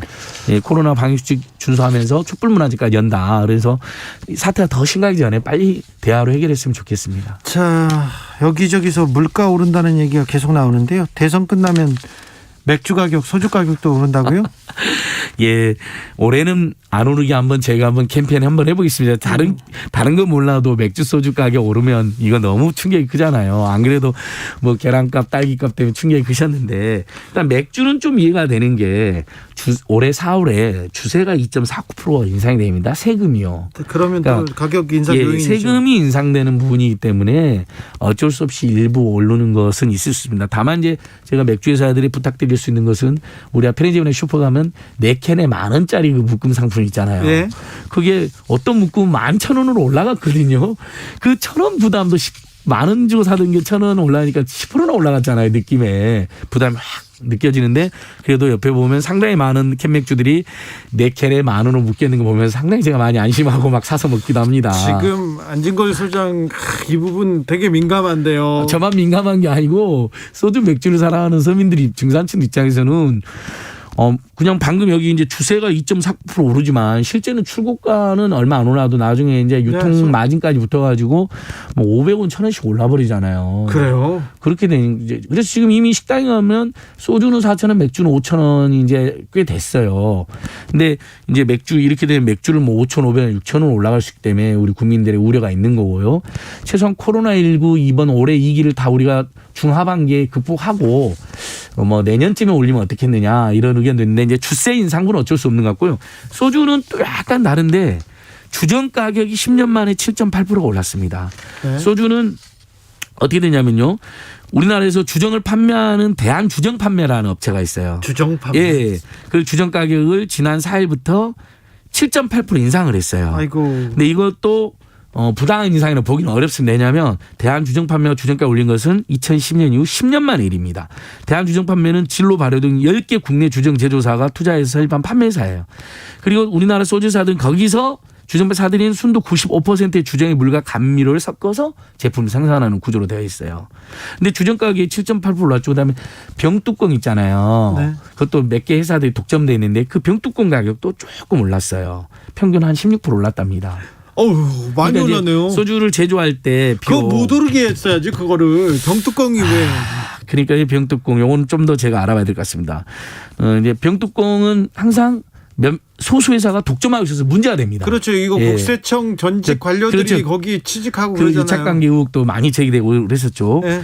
근데 어쨌든 주정 가격이 10년 만에 7.8% 올랐으니까 인상 요인이 발생한 건데 그래서 출고가가 올라간다. 그러면 지금 식당에서 지금 4,000원 안팎인 게 5,000원이 되게 생겼습니다. 예. 이 부분은 우리 서민 중산층 입장에서는 굉장히 충격이 큽니다. 그래서 그렇죠. 저는 올해까지는 코로나 2기를 우리 모두 극복하는 올해까지는 네. 최대한 소주 맥주 회사들께서 자제 좀 해달라라는 네. 당부를 해봅니다. 그래야 될 것 같습니다. 네. 2849님께서 딸기 종전 가격으로 돌아왔어요 얘기합니다. 제가 무서워가지고 아예 딸기를 찾아보지를 않았거든요. 예. 귀한 정보 정말 감사합니다. 예. 아, 그랬어요? 딸기 참 좋아하는데. 2095님께서 같이 잘 사는 방법은 없을까요? 이렇게 얘기합니다. 일단 택배회사하고 기사님들하고 대리점주는 3자들이 빨리 대화를 재개하면 되고요. 그다음에 이번 추경안은 홍남기 부총리가 조금 더 고집을 꺾어서 조금 최대한 증액을 해주고 동의를 해주면 더 많은 우리 국민들이 혜택을 보고요. 그다음에 소주회사, 맥주회사들은 올해만큼은 인상을 조금만 자제해 주실 것을 다시 한번 호소드립니다. 알겠습니다. 그러면 좀 나아질까요? 그럼요. 그리고 지금 어쨌든 올해도 대한민국 경제는 선진 G7 국가 중보다 더 경제 성장이 높을 거로 전망이 되고 있습니다. 네. 작년 2년 동안에도 그랬고요. 근데 국민들이 힘든 게 문제가 되잖아요. 그럼 정부가 과감하게 국민들 위해서 더 많은 돈을 써야 되죠. 예. 여야 후보들도 그걸 약속했으면 좋겠습니다. 알겠습니다. 생생민생통 안진걸 소장 함께했습니다. 감사합니다. 고맙습니다. 오늘도 수고하고 지친 자들이여 여기로 오라. 이곳은 주기자의 시사 맛집 주토피아 주진우 라이브.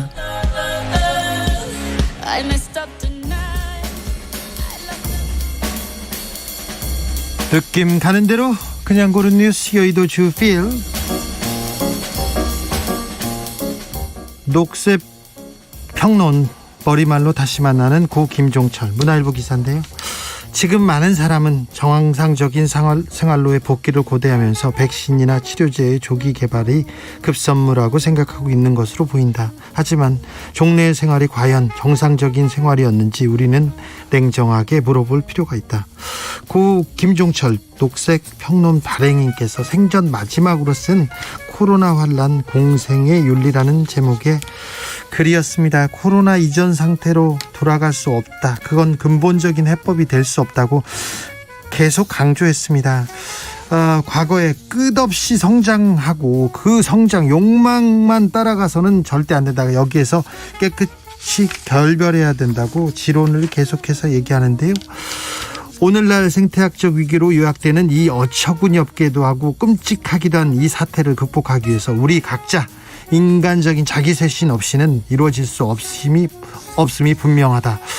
김종철 발행인의 생명 철학이 오롯이 담긴 비판적 상상력을 위하여가 새롭게 출간됐습니다. 저도 꼭 읽고 싶습니다. 읽겠습니다.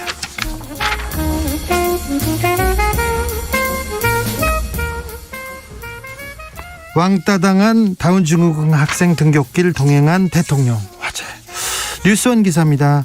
스테보 펜타로프스키 북마케도니아 대통령인데 에볼라 아담이라는 학생이 있었습니다. 초등학교 학생인데 다운증후군을 앓고 있어서 그것 때문에 학교에서 이렇게 따돌림을 받고 있다는 안타까운 사연을 접하자 이 대통령은 이 아데미 학생의 손을 잡고 학교에 같이 등교했습니다. 이 등교한 장면으로 얼마나 많은 생각을 하게 했는지, 대통령의 품격이 무엇인지 이렇게 생각해 보게 됩니다. 앞좌석에 구두 신은 발을 올려놓은 그 광경을 보고도 한마디도 못했던 사람들, 그 사람 사진을 찍어서 올리면서 문제의식이 없었던 그런 팀도 한번 생각해 봅니다. 이적에 같이 걸을까 들으면서 저는 여기서 인사드리겠습니다. 오늘 돌발 퀴즈 정답은 김아랑 선수였습니다. 쇼트트랙 국가대표 선수였죠. 네, 김아랑. 네. 저는 내일 오후 5시 5분에 돌아오겠습니다. 지금까지 주진우였습니다. 우린 이미 오래 먼 길을 걸어온 사람들이니까 높은 산을 오르고 거친 강을 건너고